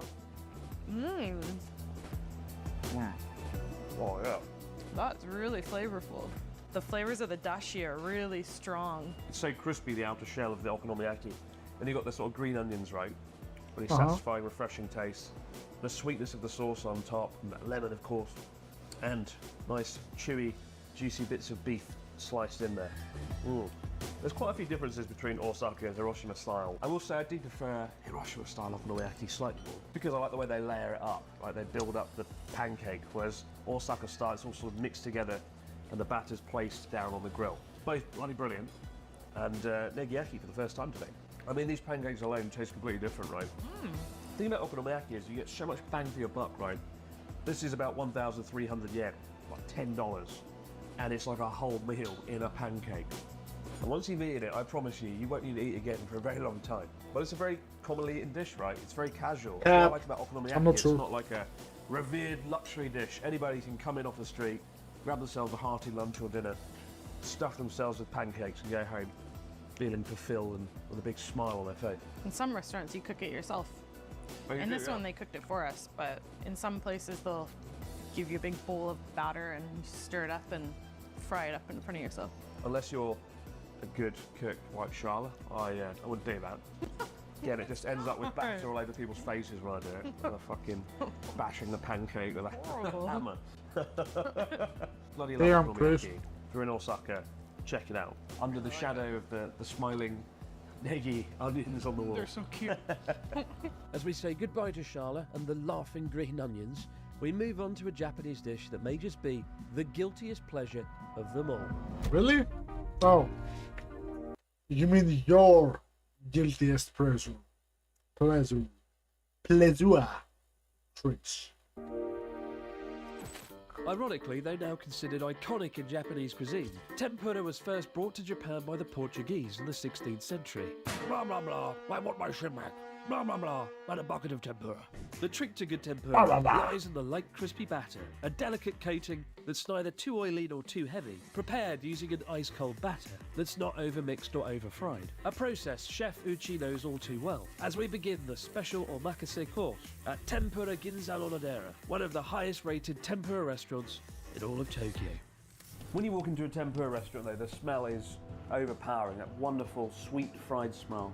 Nutty undertones from the sesame kind of goma oil they use here. And here they use a mixture of goma and cottonseed oil. And interestingly, despite tempura literally being fresh food stuck in a kind of vat of oil, one word I wouldn't use to describe tempura is oily. The moment the food comes out and the oil runs off, it sort of dries instantly, leaving this fresh, crispy coating. And that's the difference between good and bad tempura, right? The oil is there to lock in the flavour. And enough talking and more eating. Look at that. Alright, that looks cool actually. I've never had uni battered. A little bit of salt. Oh, oh my god. The way the tempura helps secure that shiso leaf around the uni, creamy uni. I think when we think of tempura, we don't normally think of dishes like this, food like this. I think people underestimate the level of skill and precision perhaps that goes into tempura. Don't forget, you've got to cut it just right so it cooks perfectly in the oil. And the oil is 185 degrees Celsius. Don't put your fingers in there. Chefs have to absolutely know by the second how long the food needs to linger in the oil, right, to cook it perfectly. Okay. And what's incredible about this is Yamagata beef, which I'm very happy about. My favourite beef in Japan, having lived there. The batter is incredibly thin. You can barely see it, right? If I didn't know this was a tempura restaurant, this was just served to me, I might not even notice it off the bat that there's tempura. And it's all about locking in that flavour, enhancing the flavour of the seafood, the meat, and having a nice crispy outer shell. Okay. I did hear the crunch. The only way Wagyu gets better is when you batter it. Write that down, put it on the wall. Batter the Wagyu. I don't think there's a single cuisine in the world that can't be improved by battering it in 185 degree oil. How do you know that, Chris? Found the ultimate food. This would be what I would request at my last supper. Battered Wagyu from Yamagata. And finally, 11 dishes out of the way, we move on to the last Japanese cuisine of our epic culinary adventure, and perhaps the dish most synonymous with Japan. Sushi! Sushi is one of Japan's most complex and longest-lived dishes, with some suggesting it dates back to the 3rd century BCE, where fish was fermented with salt vinegar and rice, before the rice was actually discarded. But it wasn't until the Edo era where fermented rice stopped being used in favour of vinegar, and sushi as we know it today started to be served with sumeshi, literally vinegared rice. Today we're heading to legendary restaurant Udatsu Sushi, the best of the very best, where Master Chef Udatsu-san will be taking us through a course of the restaurant's signature dishes. It's perhaps the only restaurant in the whole country where Connor might just forgive me for last year's island camping debacle. Damn, I remember that. 目で、楽しむ部分と職人板前が作る、作品をアートとして店のコンセプトにしてやらせてもらってます。お客様が、一番喜んでもらえるっていうのが一つの大事なポイントですけども、やっぱその生産者さんたちがこう一生懸命作ってるものを我々がお料理をして、提供するってところをちゃんとお客様にお伝えして喜んでもらえるってところをやっぱ一番フォーカスして、やらせてもらってます。So fair to say this is one of the most famous Udatsu, yeah, I mean, sushi restaurants in the world. To get in here, it takes at least a month minimum.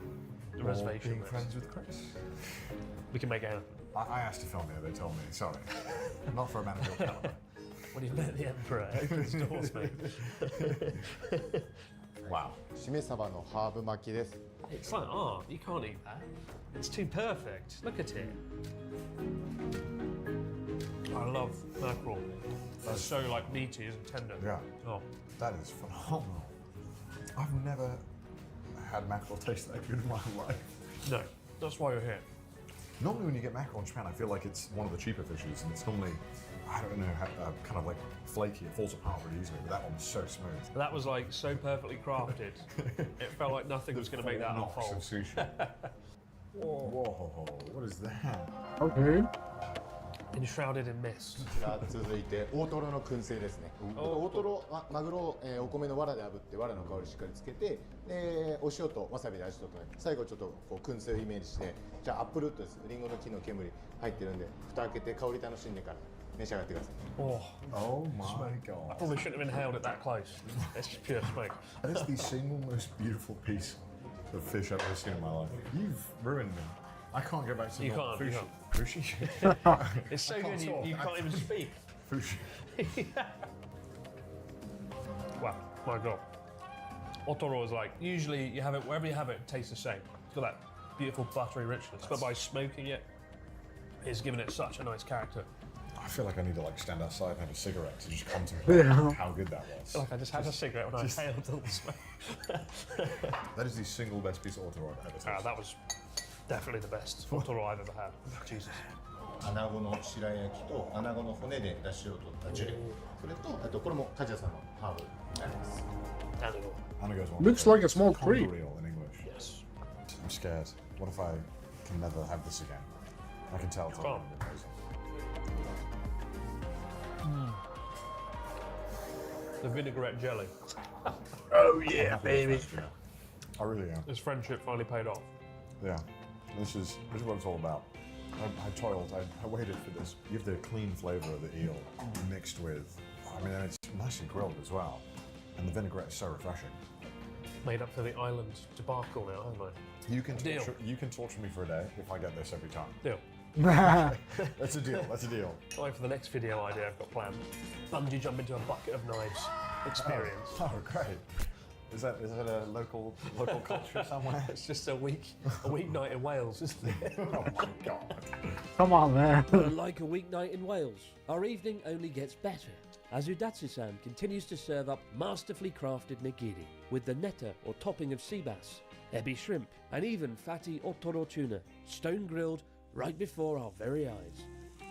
Am I crazy? I feel like I can taste every grain of rice. Every piece of rice tastes so good. So I find that's the thing most places screw up, right? The rice, the shadi. They always say, don't they, like sushi chefs spend, I spent 8 years learning how to do rice and it's like how to craft the, and it's to be not fair, excessive, but then when you actually try it, yeah. Arguably the most important part of a good sushi restaurant. Yeah, no. The shadi. But perhaps the most exciting dish of today's sushi selection is freshly sourced uni from the island of Nishiri in Hokkaido. What's that? paired with Wait, tequila. what's that? I'll eat anything as long as it's not uni. And then the chef was like, when it's served with tequila. And he was like, I'll have it. 最初一口飲んでいただいて、でその後ウニで最後テキーラで。You're gonna like that. It's so good. Really? Okay. I'll convert if it's good. That's the best uni I've ever had by far. That's really good, man. Did the tequila help? It sort of punctuates it. You got the, I'm going to take another the sip. tequila at the back of your throat. Oh, it's so creamy. As somebody who can't normally stand uni, that was good. Yeah, normally the intense kind of like, it's normally just too much for me, but the tequila actually mellowed it out a lot. I can see Okay, why the pairing okay. It's got a really nice, creamy, rich sort of texture to uni. At the same time, by the way, I'm also opening the game so that we can play something. And with Connor now an uni convert, we move on to our final dish of the video. Let's go. Elements of different dishes that we've tried throughout our entire hour-long course, wrapped in one neat final package. This is insanity. Right? Yours looks like a garden in Kyoto. This is heavy. Can you do that in one bite? No, I can't. I want to see you do I it. can. Look at that. I know I can. Surely not. Absolutely stunning. And it's all the different cuts of tuna in there, right? You've got the otoro, the chutoro. So many flavours. It's almost It's overpowering. it's like a whole sushi meal in one. It's almost like reliving the whole meal in one mouthful. What a bloody cool idea. 10 out of 10. The best sushi I've ever had. That was really Cosa good. sono questa? Solo matcha. You owe me. I think you owe me 4 more of these. Let's come back tomorrow. Yeah. And there we have it, guys. 12 of the greatest dishes Japan has to offer, from the greatest restaurants that serve them, and myself now a full 12 kilograms heavier than when this video began. I'm not even joking. It's not... Oh boy, oh god. From becoming the Columbus of beef to enjoying a mouthful of tasty egg yolk, there's not a culinary stone left unturned. But let us know in the comments which dish you want to try the most when visiting Japan. And a big thank you once again to Tabalong for arranging all the restaurants for filming. Make sure to check out their English website and the links to the restaurants tucked away in the description box below. Now, if you don't mind me, I need to go and buy a treadmill. Oh boy. Still, it was worth it. Signature. It's just a piece of plywood. It is. That's nice. God damn it, Chris. Please tell me you got that. Please tell me you got that. Please tell me. We gotta put that in. He's so good at describing. He's better than anyone I know at describing food. Really? Columbus? Columbus discovering new cuisine. What are you then? He's the failed explorer. He didn't make it across the Atlantic. Barry fucking. I found Indonesia. Instead of India. You're the Barry Smith, the guy whose fucking boat couldn't get out port from Portsmouth. Damn, man. Damn.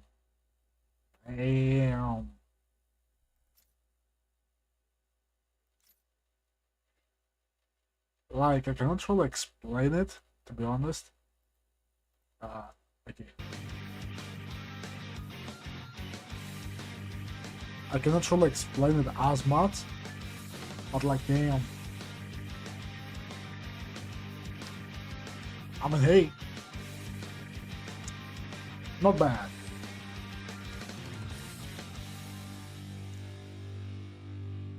Okay, I closed that.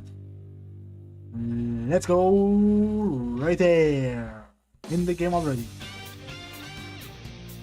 I was in the game already.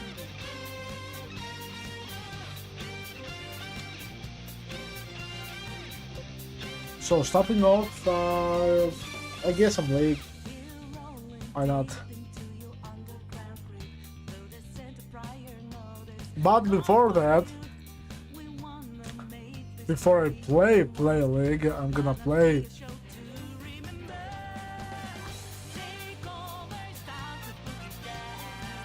I've seen the episodes.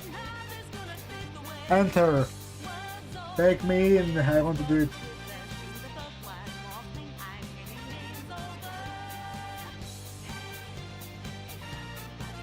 Okay.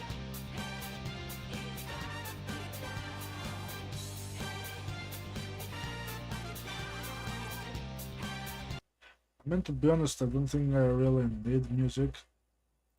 I can probably sound. Like, let's just make lead louder or something.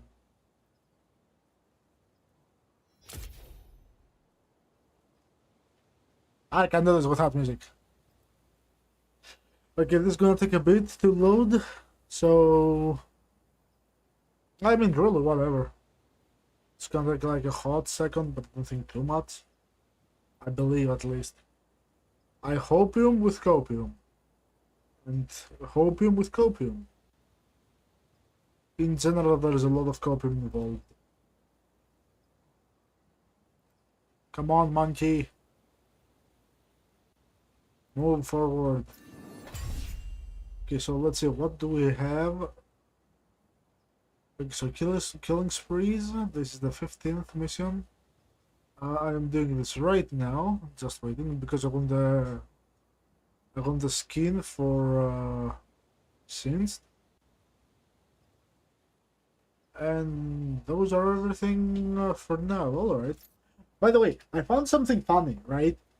So somebody on Twitter posted that pretty much League of Legends is more like Sins of Legends. Because Sins influenced so many champions. He saved Victor, he saved Jinx, he was friend of Heimerdinger, he knew Caitlyn, he knew Vi, he killed a lot of guys in Ionia. If you think about it, that's like, he helped Noxus, and he probably made even more weapons for Demacia, to go against Demacia, and also he's been to Freljord. That guy has been everywhere. He's like Rise 2.0, and all of that was to just save his daughter. Like, damn, man. All of that, he killed so many people just to save his daughter, Oriana. Like, damn. God damn. This is going to take a while to load up, huh? Damn monkey. Come on, you damned monkey. By the way, next season is gonna be pretty pog. I am waiting for the next season to drop. Because next season is gonna be like the old seasons, a year-long season. Not like this crap we had this year. This one was a bit rough. More like about the rank reset, mostly, to be honest. The rank reset was a little bit all over the place. It shouldn't really exist like that, at least. If like they find a better version to do it or something else. But 3 times a year it's a bit too much, because everybody like they rank up way too quickly and they don't really stabilize the rank. So you find people that usually were at like silver up on plat, or like bronze guys up on like high silver, low gold. How do I know that? Because I leveled up an account from a second account I have all the way to mid gold from like low bronze in like 20 games. The DLP gain was crazy. Like, goddamn. Okay, the monkey's taking a little bit too much. I'm gonna play it later. On my free time, I guess. Alright. So, let's go, I guess. Where do I want to go, really?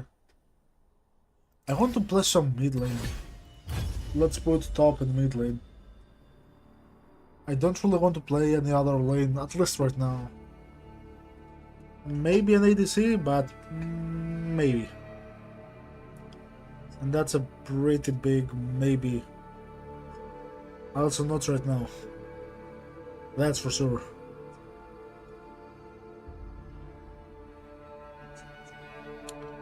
Alright.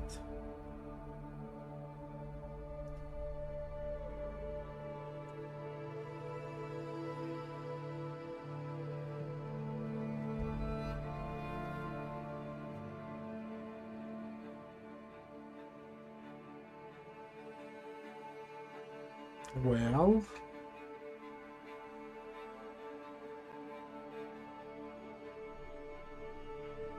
I guess it's gonna take a while to find the lobby or something.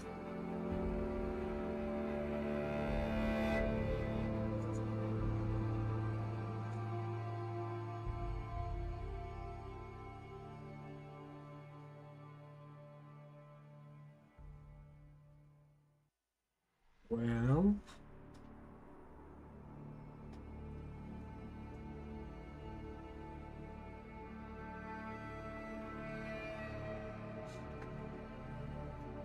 Well...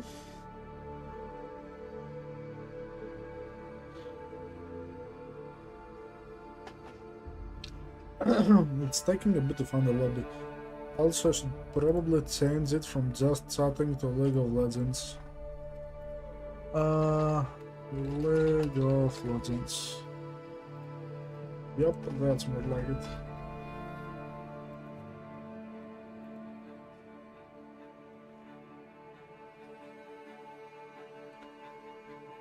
I hope we'll find something that's not gonna be too bad. Because like enemies are all over the place and it's kind of annoying.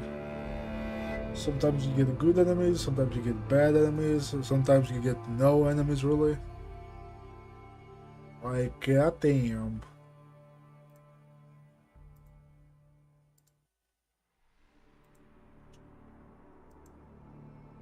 Already at 2 minutes and 32 seconds. Jesus Christ. Come on, game. Come on. Do math.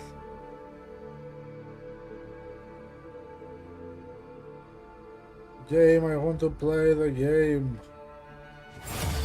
There we go.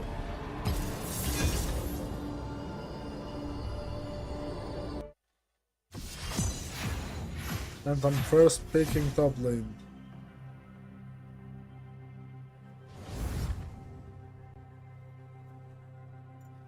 Can I go down?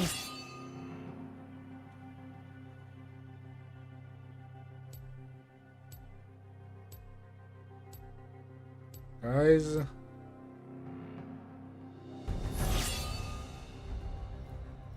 No, thank you. I guess let's ban Aatrox.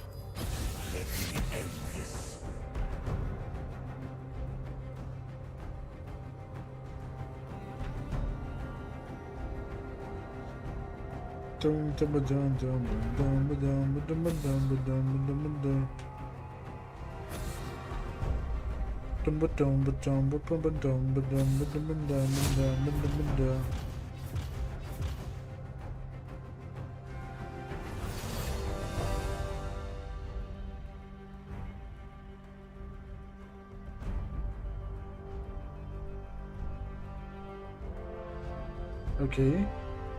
Well.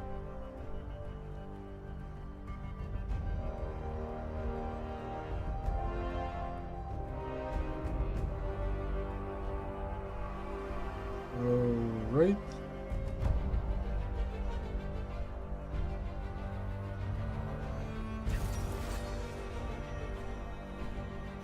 Well. Darius.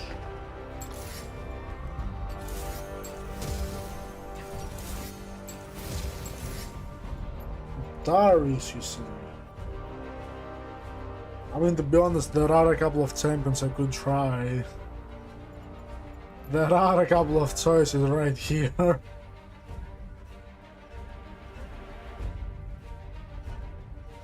Okay, so let's see. Do I want to be annoying or do I not want to be annoying? Do I want to make him hate everything? Or do I not want to make him hate everything? Decisions, decisions, decisions. I can play Caitlyn. For all I know, I can play Caitlyn.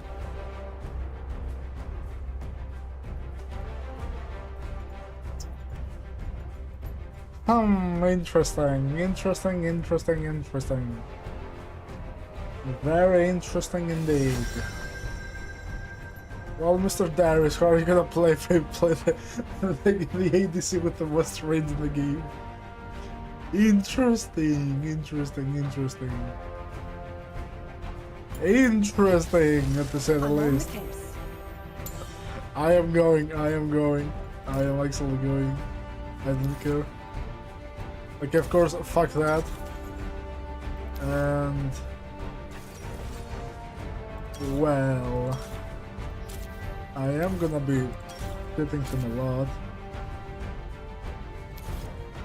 I could try for like something like Coup de Grace, really. Well. This is gonna be interesting. I can also go for something like Exhaust. I can be that guy. I can be that guy, really. Or Teleport. Teleport is also pretty good now that I think about this.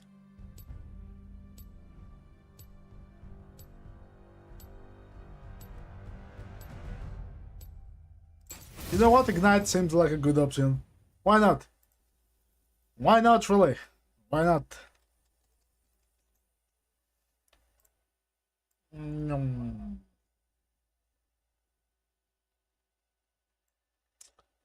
Okay.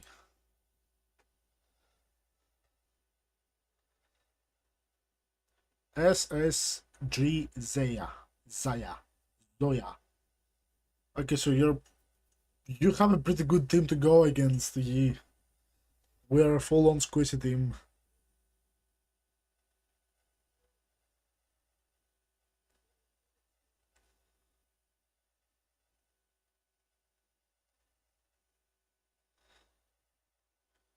Damn.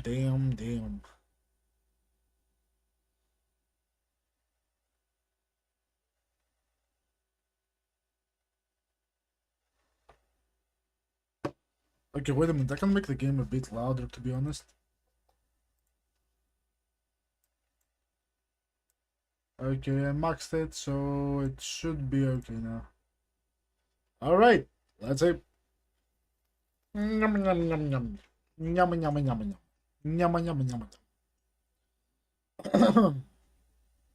Yum. Yeah.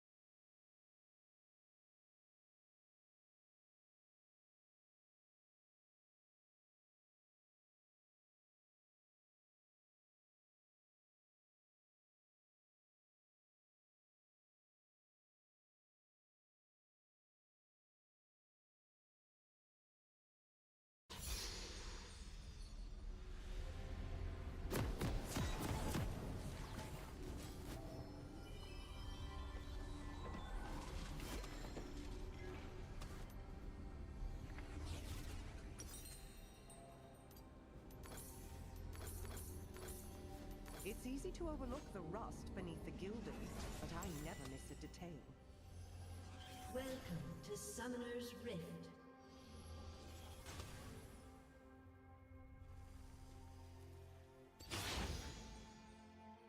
30 seconds until This minions can only spawn. end with you behind bars.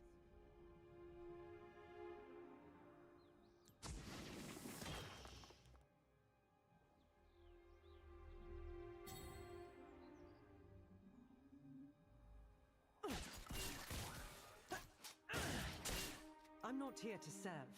I'm here to protect.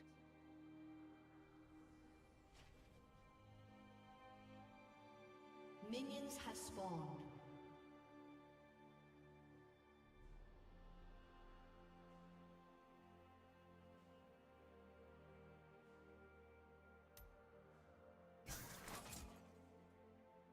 It's my business to know what others do not.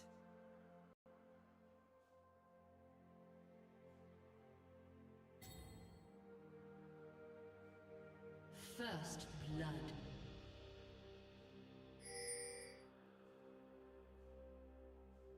I much prefer this to desk duty.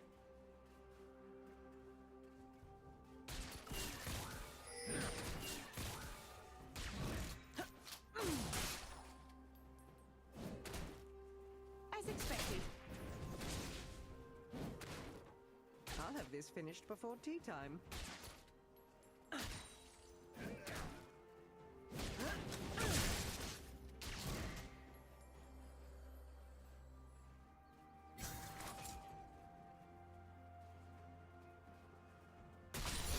The heart of Piltover is its people.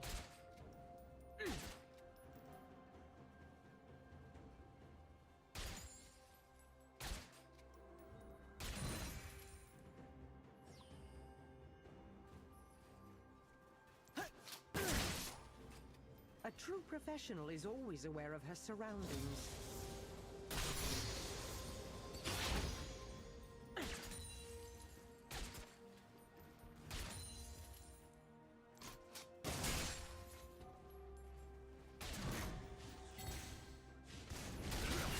I cannot afford to falter. An ally has been slain.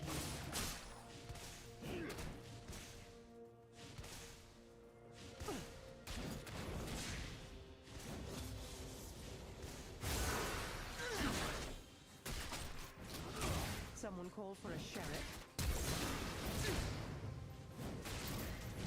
You have slain an enemy. I would have preferred you in cuffs.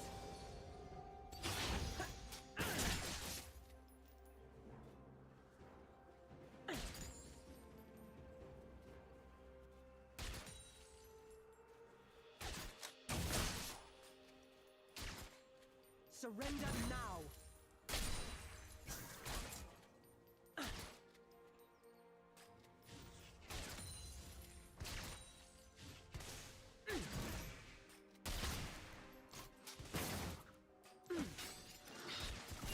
This is where you yield.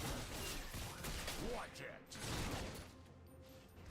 An ally has been slain. Take notes! Brilliant! Shut down. Get fouled! I'll make this quick.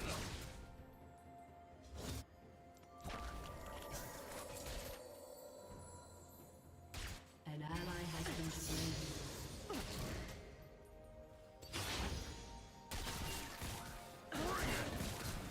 You have slain an enemy. By the book. An enemy has been slain.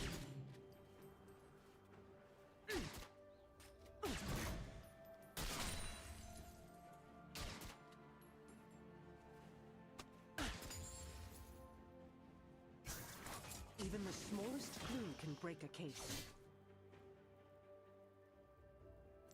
Do not disturb the crime scene until I return.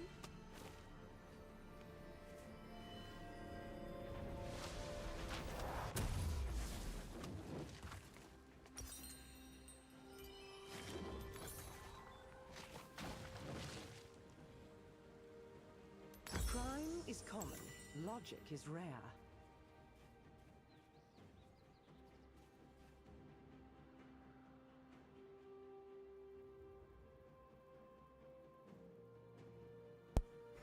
Oh, fuck me. This whole time? Goddamn! Never a dull moment. And I was wondering why is it so quiet, you know, why not really that many responses.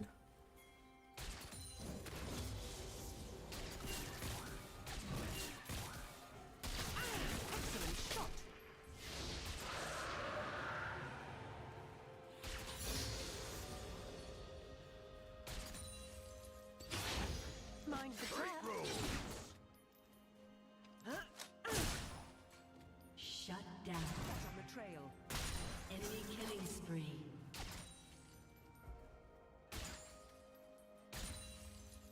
Okay. An enemy has been slain. Up for a showdown.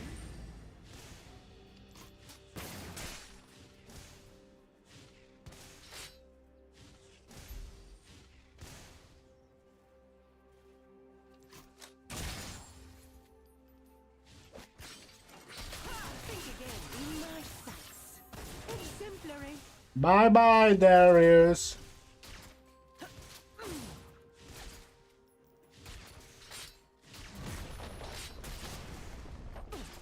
The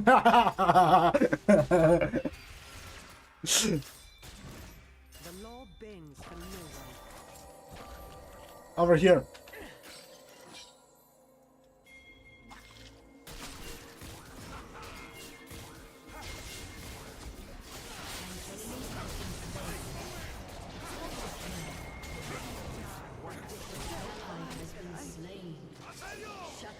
I got your ass though, I got your ass though.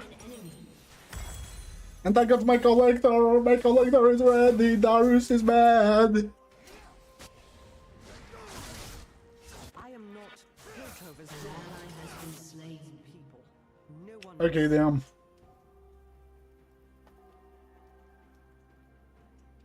If I had teleport, this would be unplayable for Darius. It would be fucking unplayable for Darius. No hesitation. Watch it. Oh, you lucky fucker. Even if you stay, I'm spawning in like 9. You killed me at a point where it's pretty good for me, really. 3, 2, 1. One must never start an investigation Okay. without first examining the evidence. You're dead. Oh, you lucky fucker. Come on, go, take a minion. Take a minion, just a minion. Just one. Go, take one. No stone left unturned. Not gonna try. Oh, I mean, you did use your ghost, so that means I'm free to do whatever the fuck I want.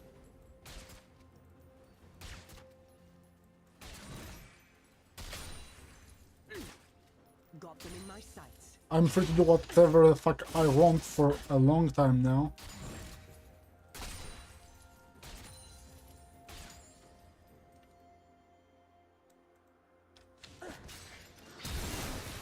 Want some? Rampage. I'm here to double kill. Back off.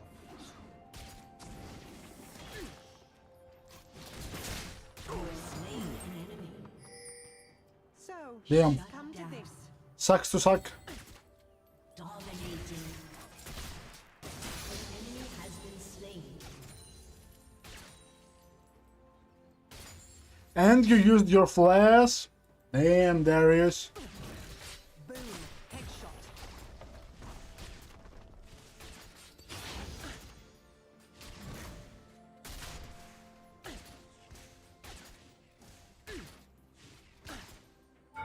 Let's investigate.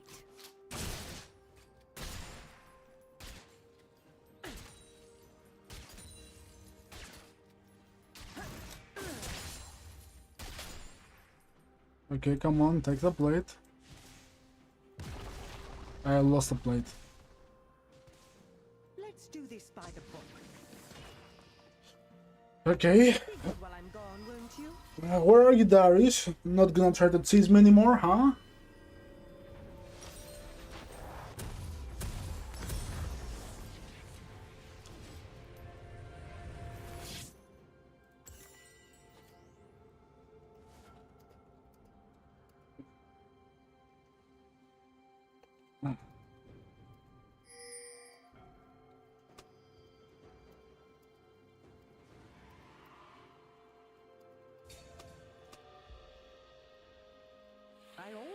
Where are you, Darius? he is probably cursing at me right now. Godlike.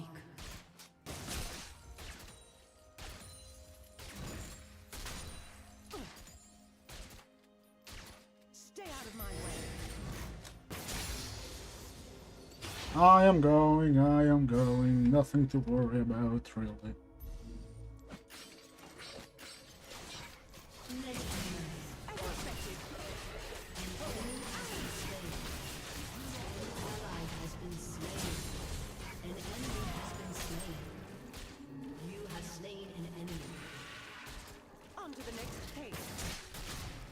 Well, that's mine.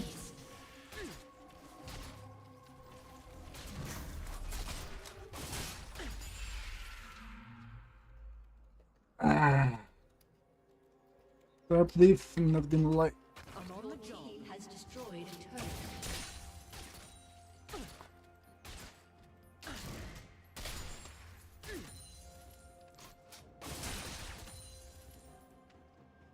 Not gonna lie, kind of a top diff.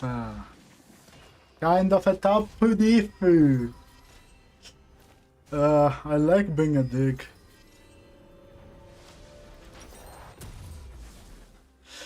I can just buy a Zeal. You know, we do like bonus move speed a lot. And I do have the place warded, so I'm not gonna get ganked that easily at least. Where are you, Yasuo? Okay, you're almost alive. I'm not gonna touch you then. Okay, everybody left, so I'll just push up. I have... Everybody's fed on our side, really.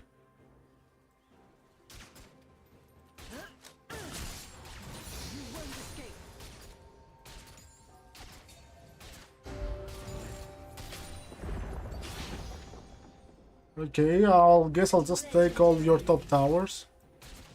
Because that's fun.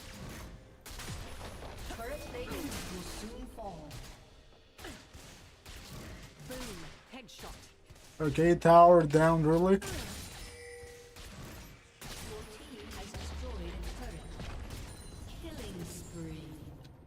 Thank you, Darius.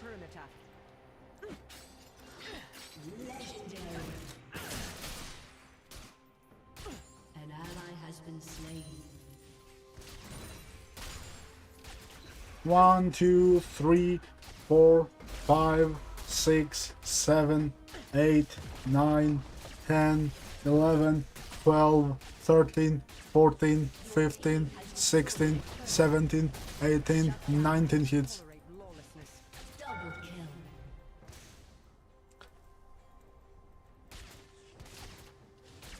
Brilliant. Your team has destroyed a turret.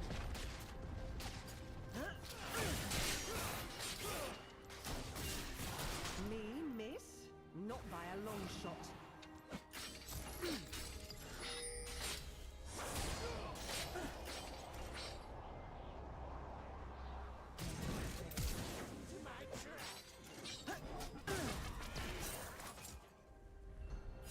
I do love a Where are you going, guys? And you're gonna try to push... An enemy has been slain.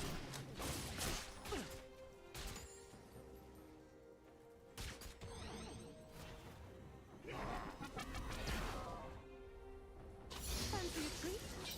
I must always be 3 steps ahead. An enemy has been slain. Steady. Immaculate.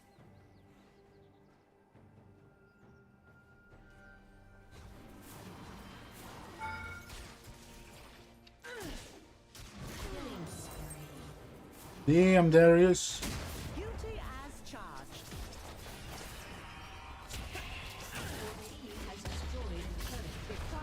Well, well, well. Hey, stop. A summoner has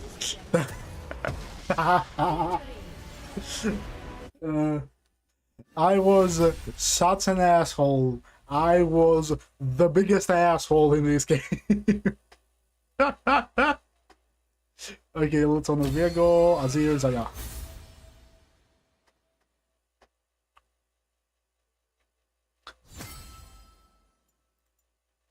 Damn. Damn, she had like 4k gold, I had almost 9k. Let's see. Damn. I won against a master player that was maining Trundle. Let's fucking go. He's like almost gold, almost diamond on solo duo, and flex. Damn, dude, that was kind of easy. That was kind of very easy, actually. What the fuck?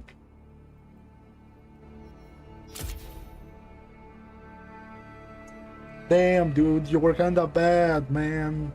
Darius, you were kinda bad.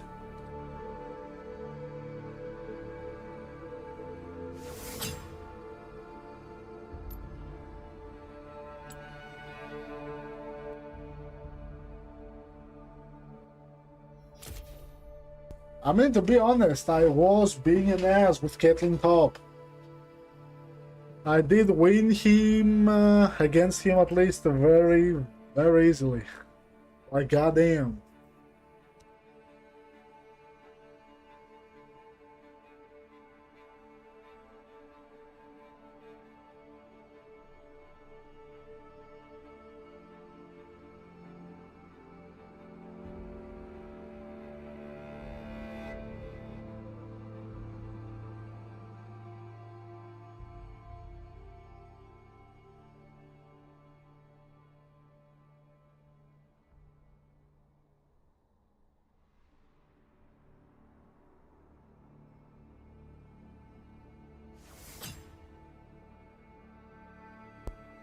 All right.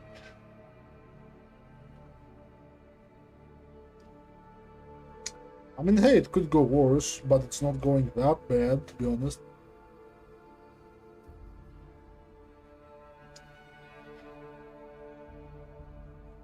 It could go much worse.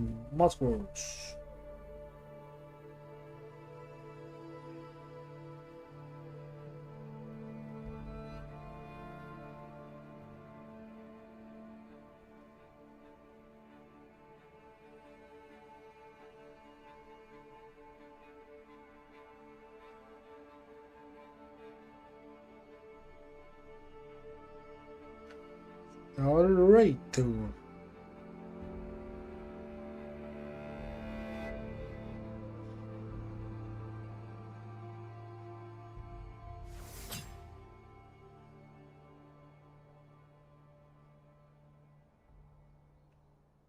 Dum da dum dum diddly dum da dum diddly dum. Dum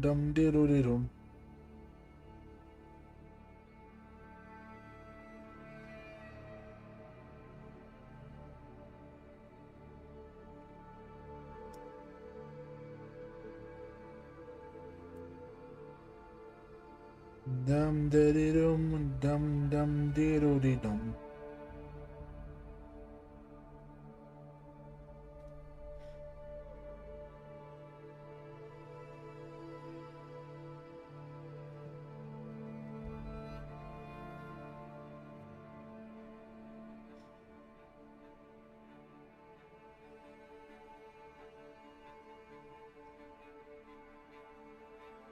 Dum dum.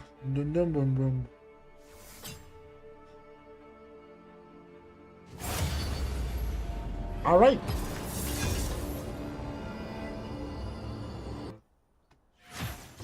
I'll take it later after this one. Okay, 7924 something. Please. Thank you. Thank you.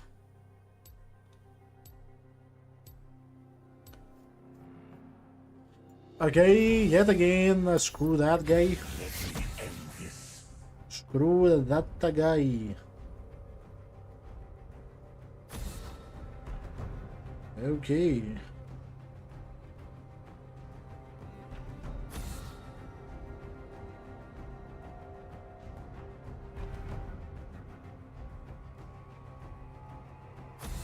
Alright. Well, and the enemy team is going to ban what? Mundo. Okay. That means that they want to make something without a lot of CC. Okay, got it.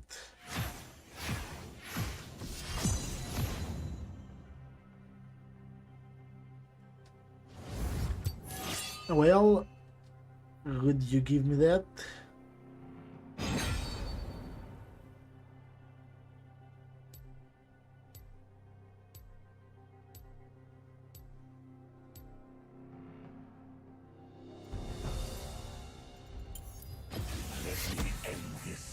All right.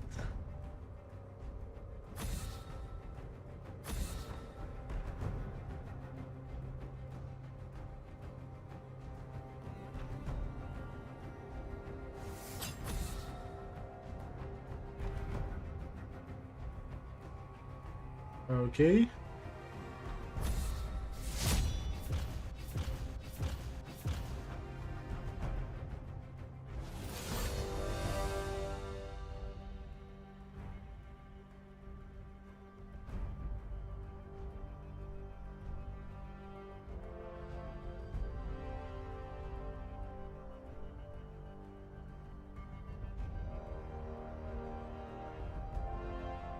Well, painful stakes.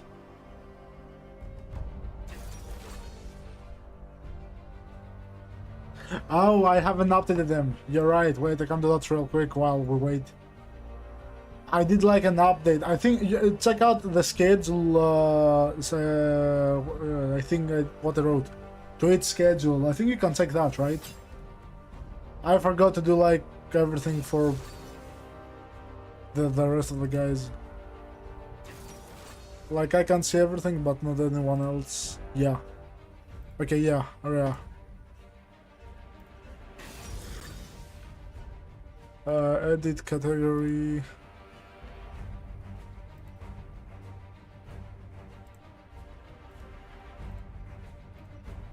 I should probably add pretty much everything.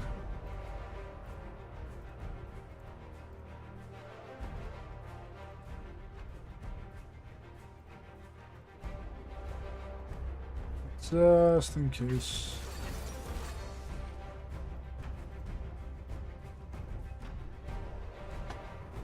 Okay, I should probably start doing it.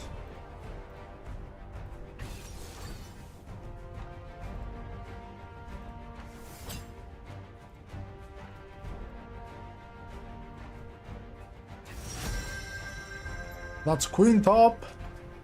Queen top.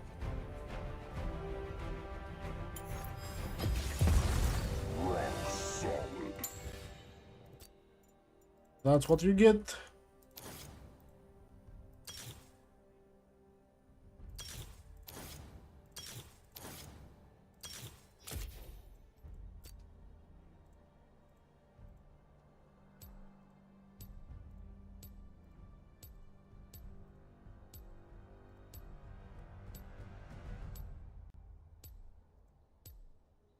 Okay, how about now? Can you check stuff?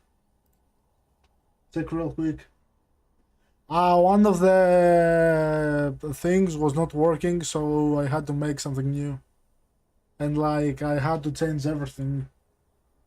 It's a bit of work. Actually, it's a little bit too much work.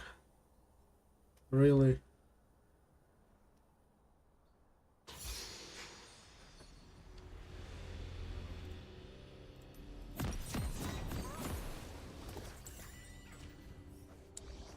Well, shit, I have to check that later. Check out Twitch schedule, can you see that?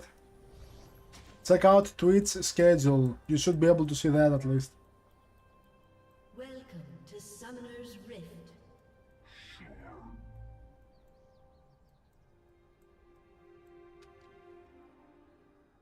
30 seconds until minions spawn.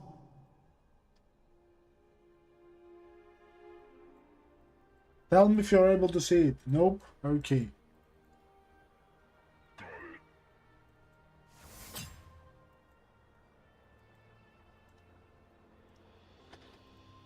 Man, this is why I don't really like Discord that much. It sucks sometimes.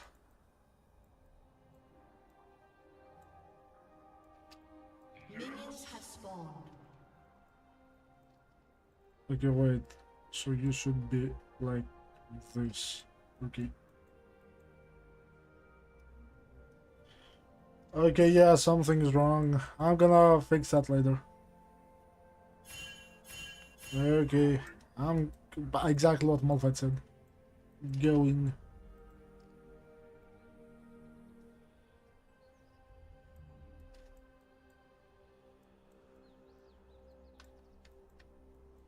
Well, well, well, hello there.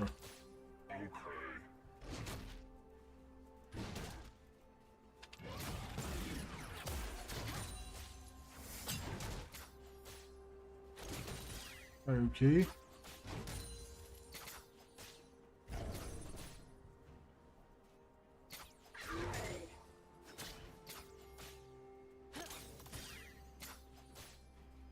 Five, four, three, two, one.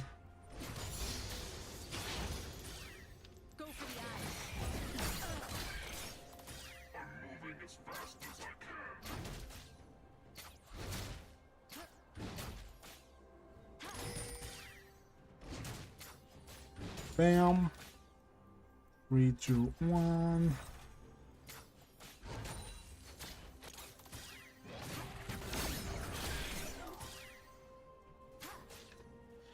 Wait a bit, and there we go.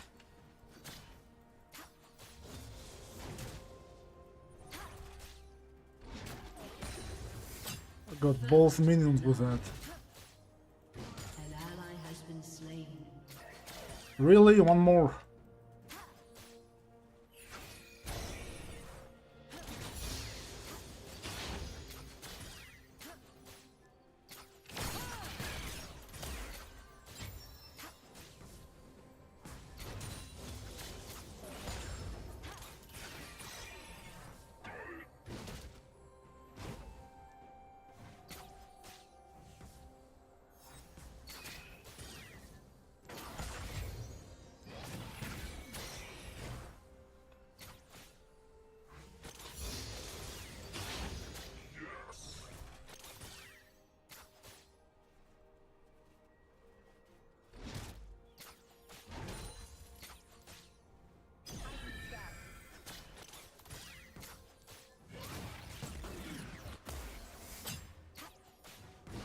Okay, minions. Thank you, minions. Thank you, minions.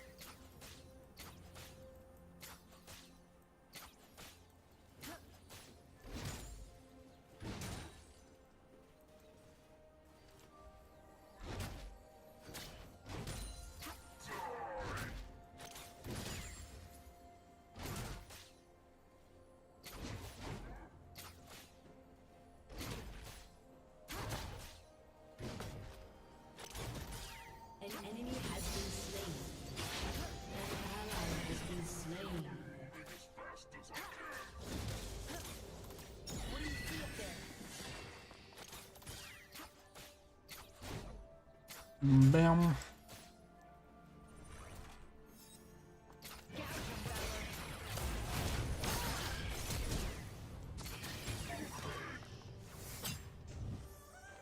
An ally has been slain.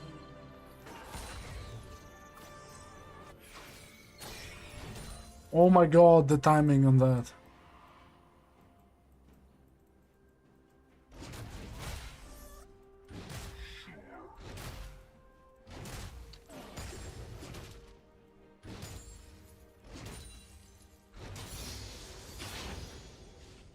Well, now you have to leave. Now you have to leave.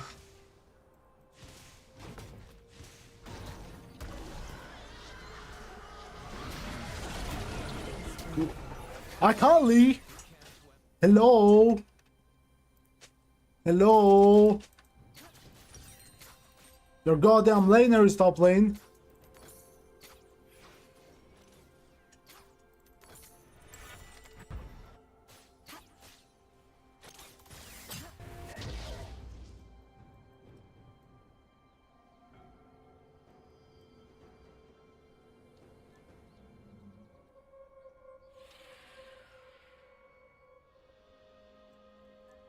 Okay, yeah, she probably left. For sure.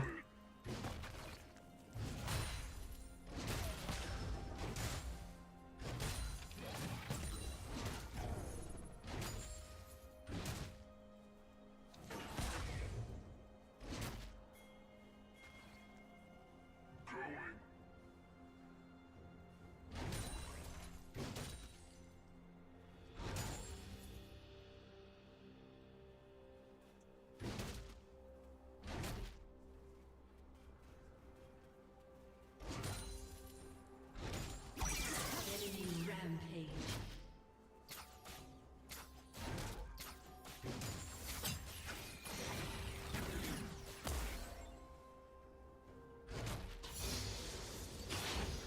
Not a single SS. We do like those, right?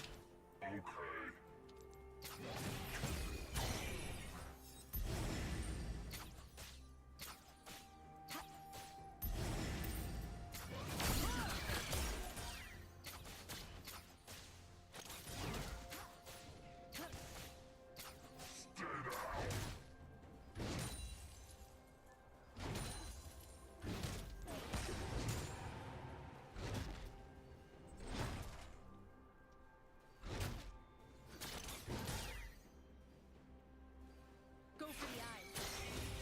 An enemy is unstoppable.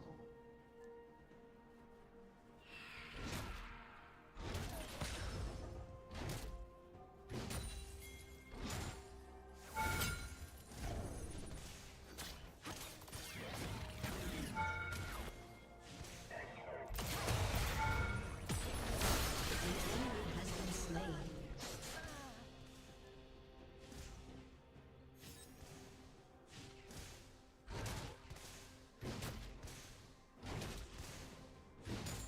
Alright. I'm dead. I'm dead because I'm dumb. There is that. I mean, I guess it's a quick reset.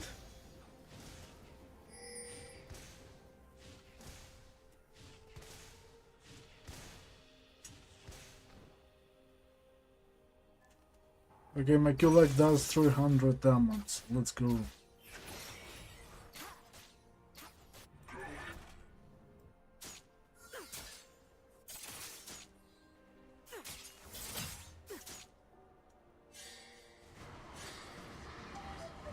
Those two right now, Saturn is double. Saturn is double right there.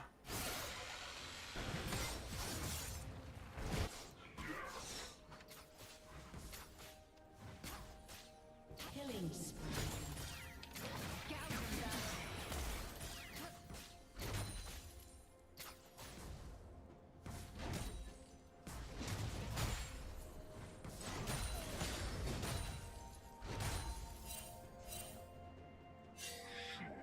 My laner is probably coming.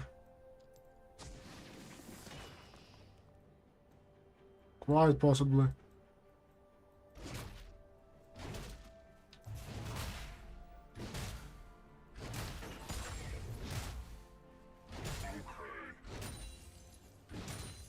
Well, where are you, ma'am? There you are, okay. An ally has been slain.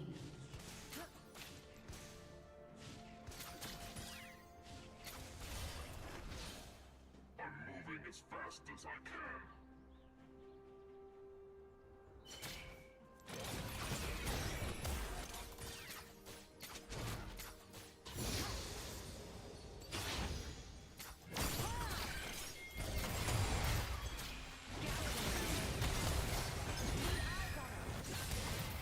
You have slain an enemy.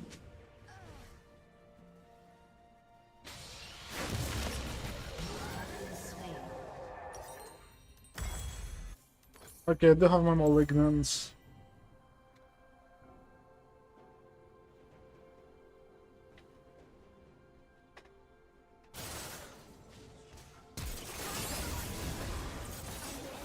Dominating. Yeah, go, yeah. It's a free kill for you, Yi.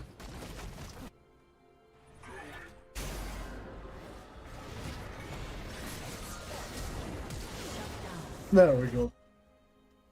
There we go, yeah! I love Yi, man. Oh, okay, so you bought the symbiotic. Alright. Interesting.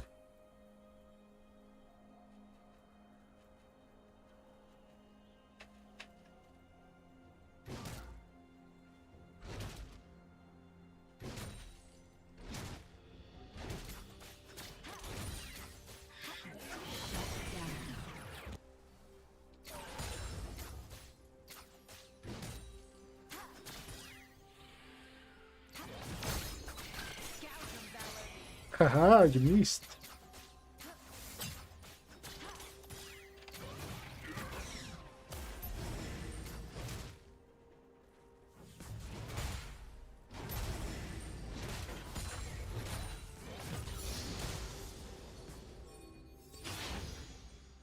I'm coming, I'm coming.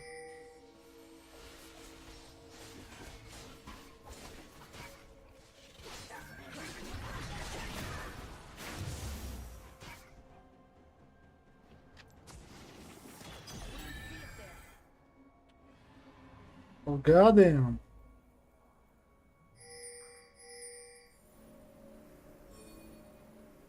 Shut down.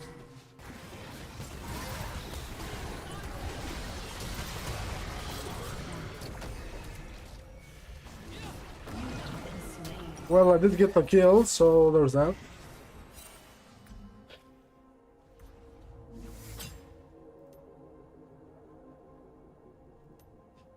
What if I go for this? I wonder. An ally has been slain. Of course, you're gonna die to my laner. Has been slain.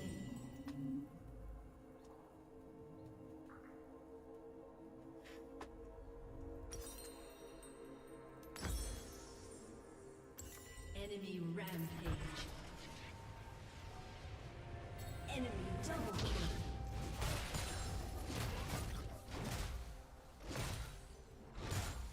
I do like when my laner takes every kill in the game. Yes. Turret plating will fall soon.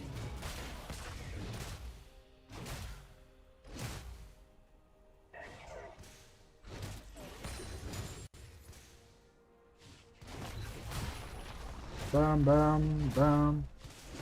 Okay, I do get at least another plate.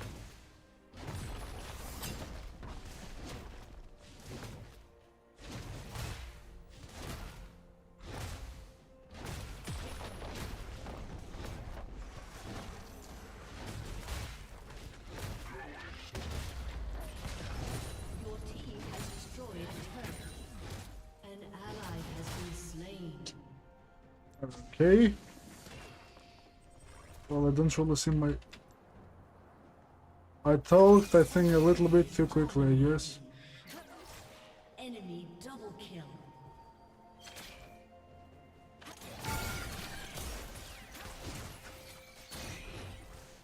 God damn, you're hitting me with everything. An ally has been slain.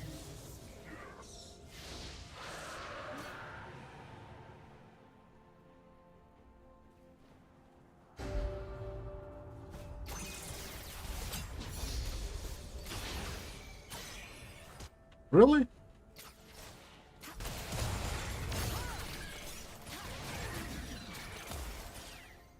Well, I mean, you're not gonna reach me. That's for sure. I can run.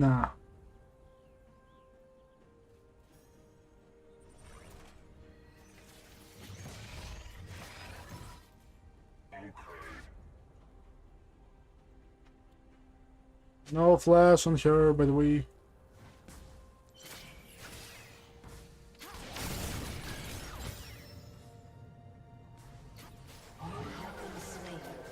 And Nargnak now. All things? That's good. Actually, no, wait. I go for that. I can go for this.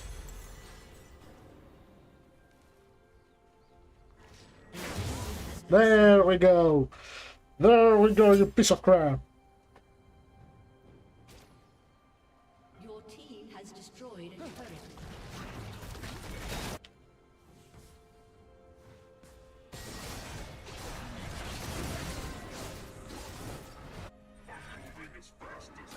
help Yi around a little bit, maybe. Shut down.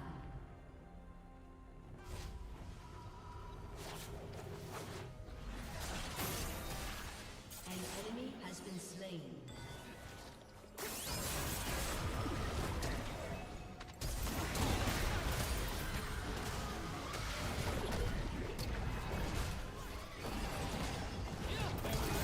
Okay, there we go. You're dead too. You don't get to do that and leave. An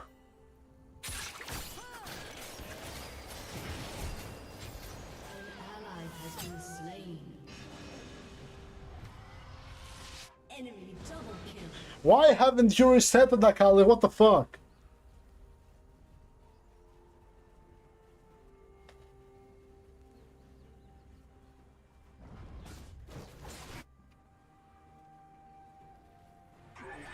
Dude, come on. It's embarrassing. You had so much more time to reset there.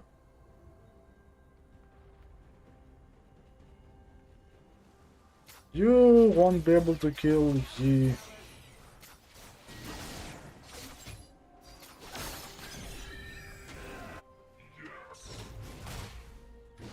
An enemy has been slain.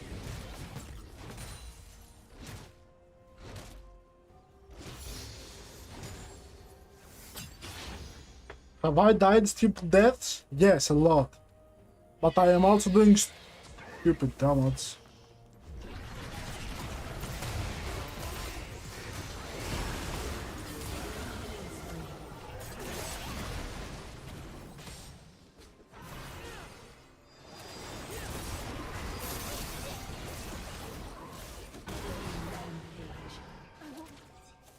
Well, that's just stupid at this point.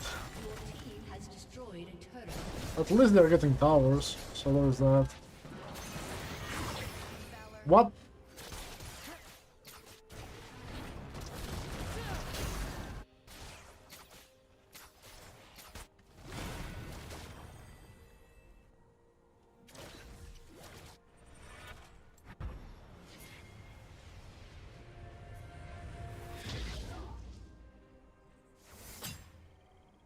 Okay, so even if he flashes out, he's dead. Your turret has been destroyed. Okay.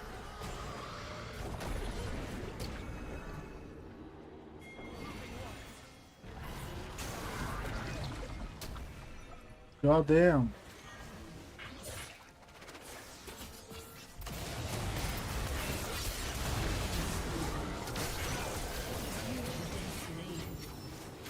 How much have you... Okay, you're also 2-8.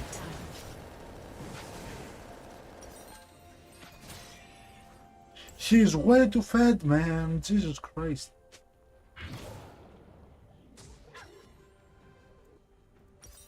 An ally has been slain. Okay, yeah, how about we give some more kills to Queen? Yeah, that's gonna end well.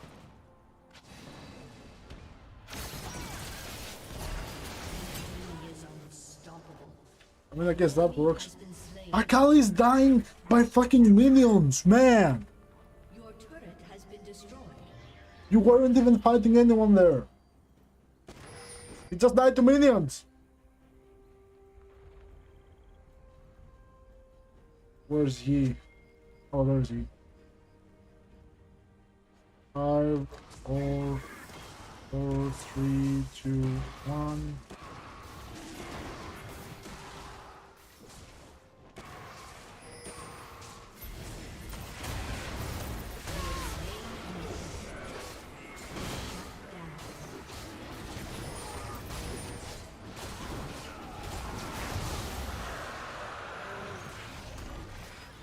Okay, it's time to go.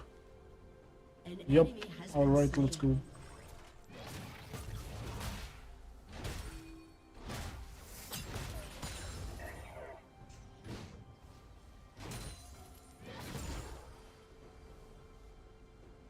An ally has been slain.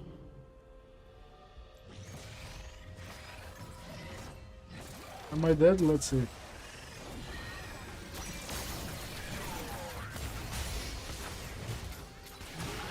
I mean, I do deal a good chunk of damage, but it's not enough for sure.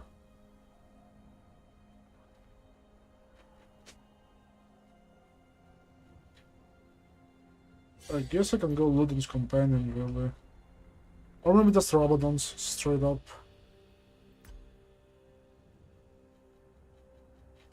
Or, now that I think about it, I do need to be a little bit tanky.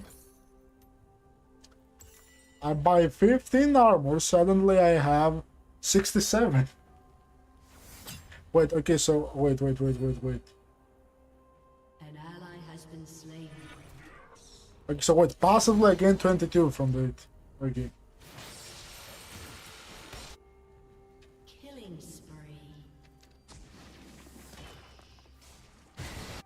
Oh.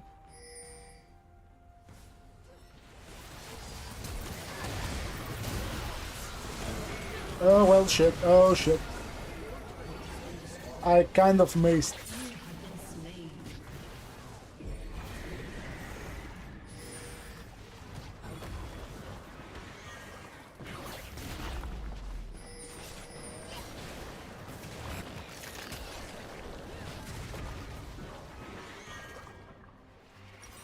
Okay, still I cannot buy that.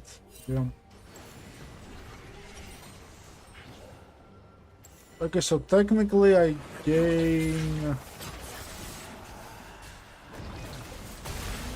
Okay, not a small amount, that's for sure. You're dead.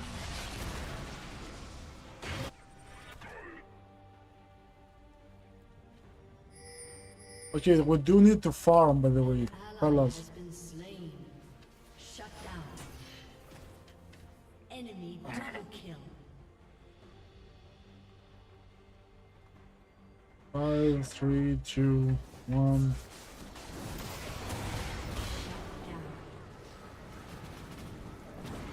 Damn, okay, close, pretty close.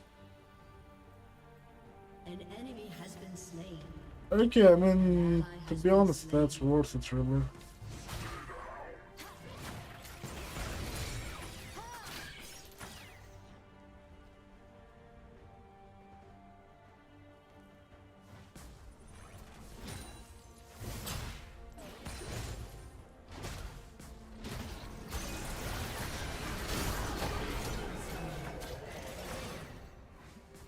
Okay.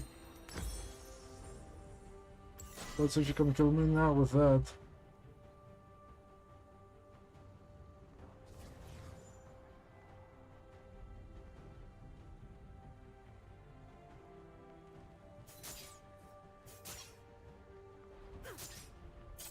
Dude, kinda sucks.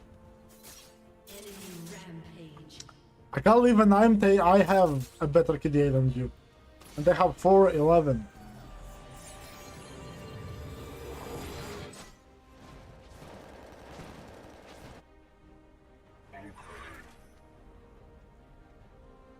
Somebody take that. Someone take Baron. Baron. Sorry, am I the lucky one?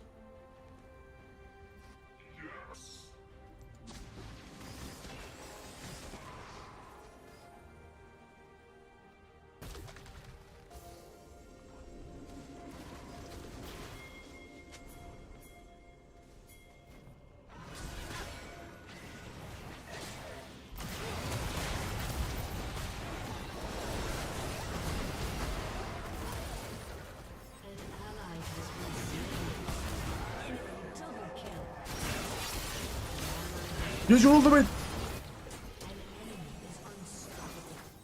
An enemy has been slain.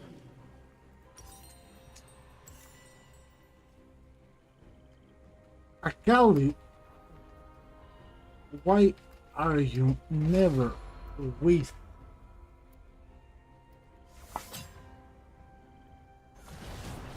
You know, just a small question, really. He's.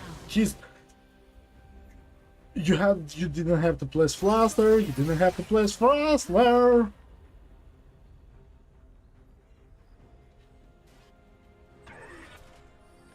Okay, yeah, that's a free drag for them. Because they have a mid laner, meanwhile we have a farming mid laner. For 26 minutes. Your turret has been destroyed.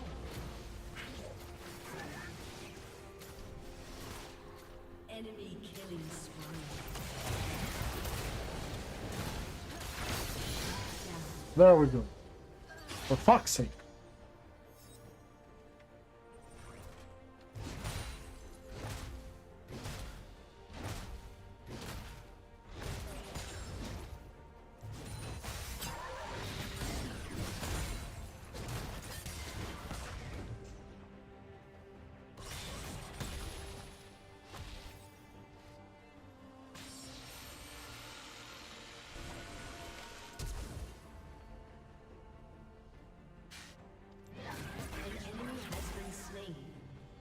An enemy has been slain.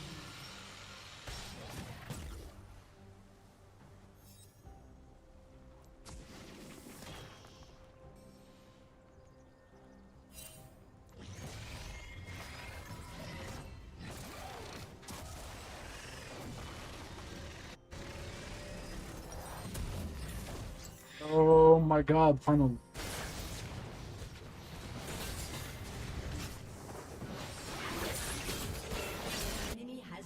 Okay, that was nice.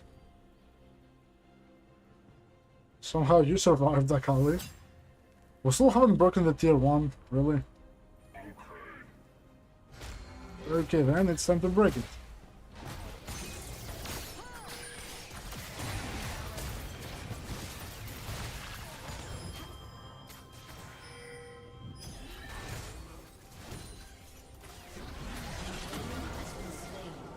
Why it took you so long to kill one person?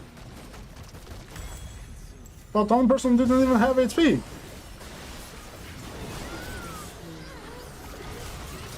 Okay, as long as he survives. Thank God you survived. Thank God you survived.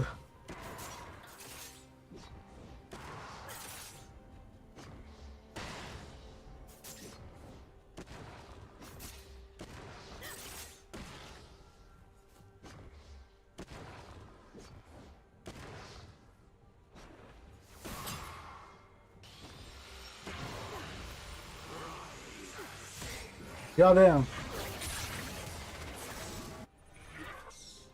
God damn. Okay, what can I go for that's AP and also gives me some MR? AP and gives me MR. Okay, there is really one item, huh? Well, alright.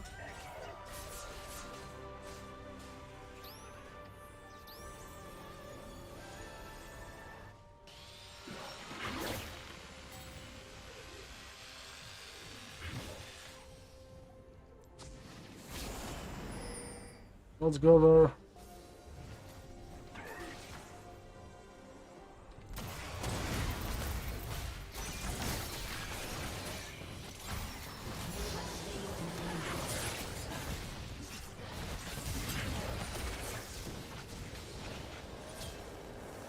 Three, two, one. There we go, baby.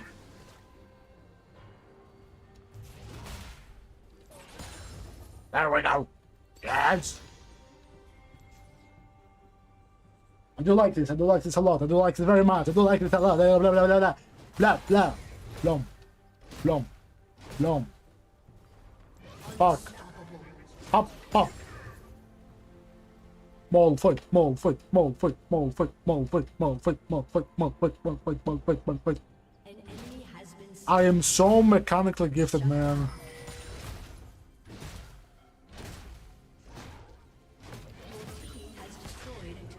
I am so mechanically gifted, I swear to God. You cannot find such gameplay elsewhere.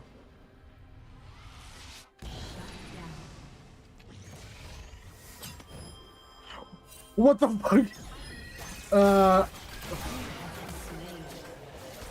No! No!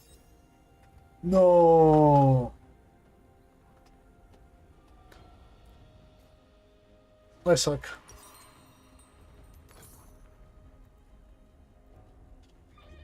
I suck. Luckily nobody's home there.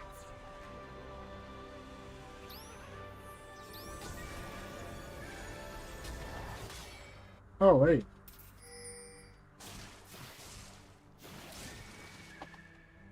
We do need the Drake, guys.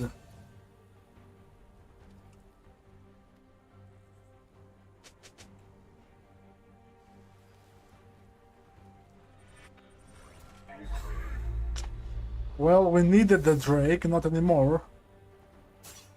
You cannot kill something that is already dead.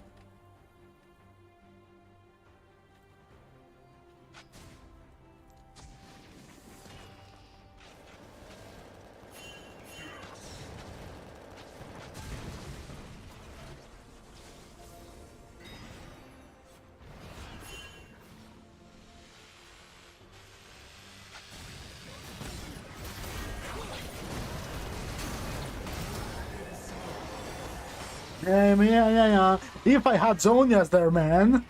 If only I had Zonias in there. Hey, Akali, maybe not farm. That's a good thing to do, probably. Just saying.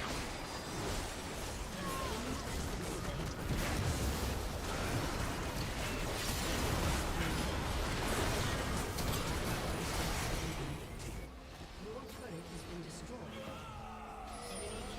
been 17, destroyed. 16, 15, 14, 13, 12, 11, 10, 9, 8, 7, 6, 5, 4, 3, 2, 1. Your inhibitor has been destroyed.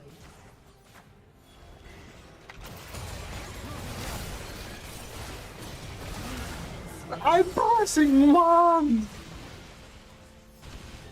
And I'm missing every ultimate. Every ultimate.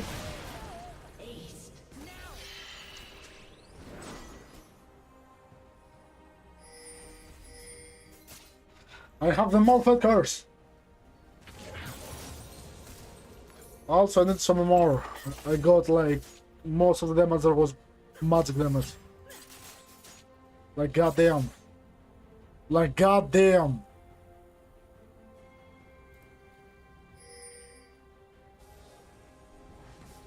Somebody take Baron, maybe.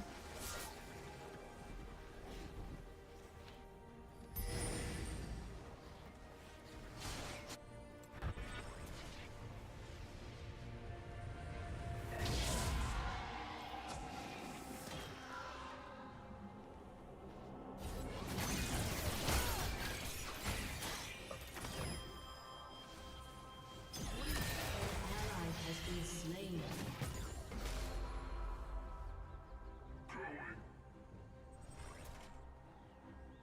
Nah, I'm going base. Shit, fuck! Slain.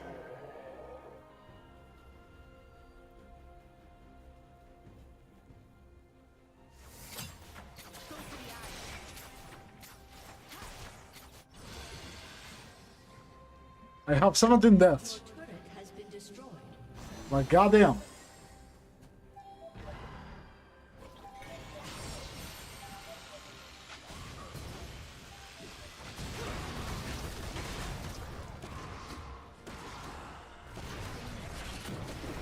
I mean, they have been snowballing us for so long, man.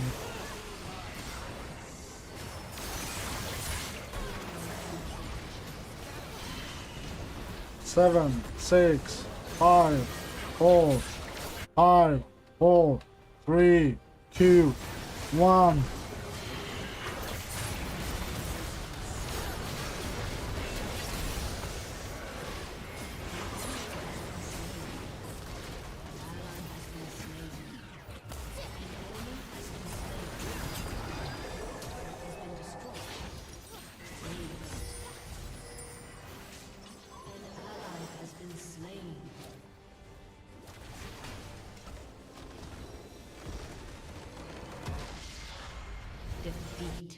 Imagine if we had a good mid laner, because no SS, not really following up,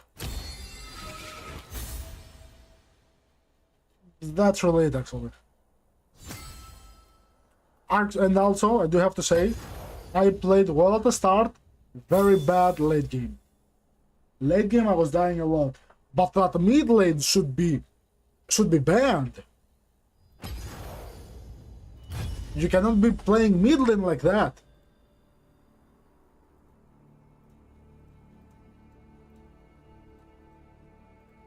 Like, I played that bad, my mid lane played that worse.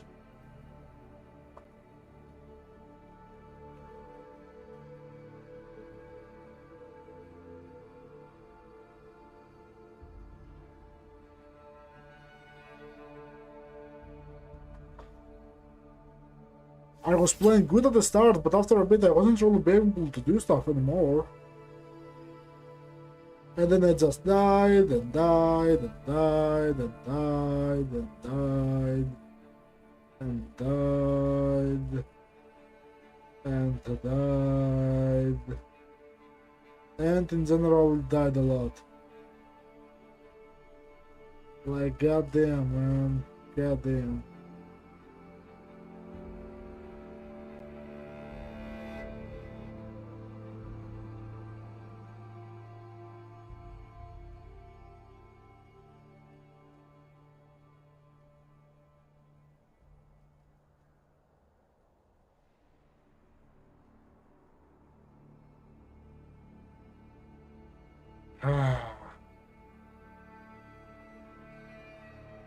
But I mean, of course, I wasn't playing good. I do have to say that.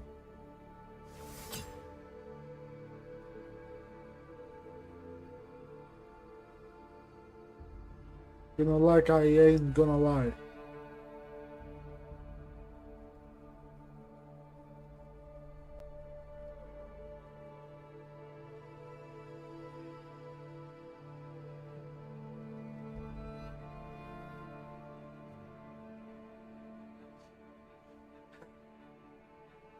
That sucked a little bit though.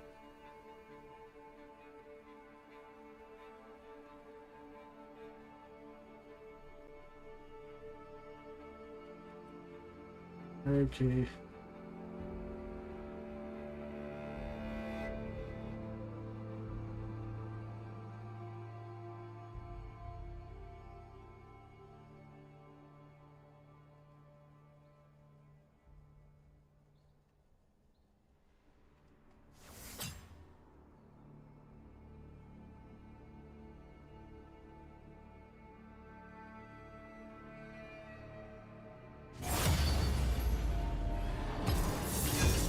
Let's go next.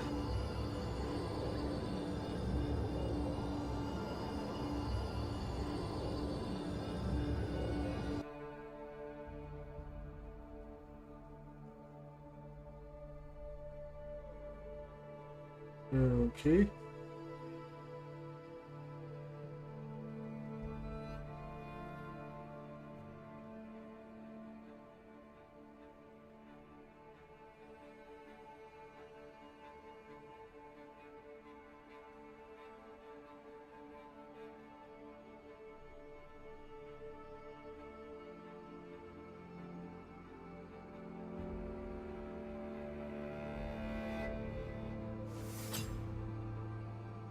Okay.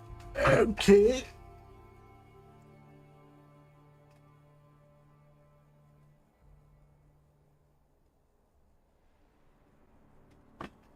Actually, you know what?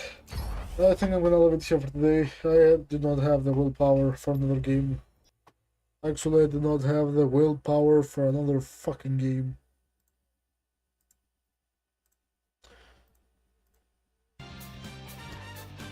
That sucked.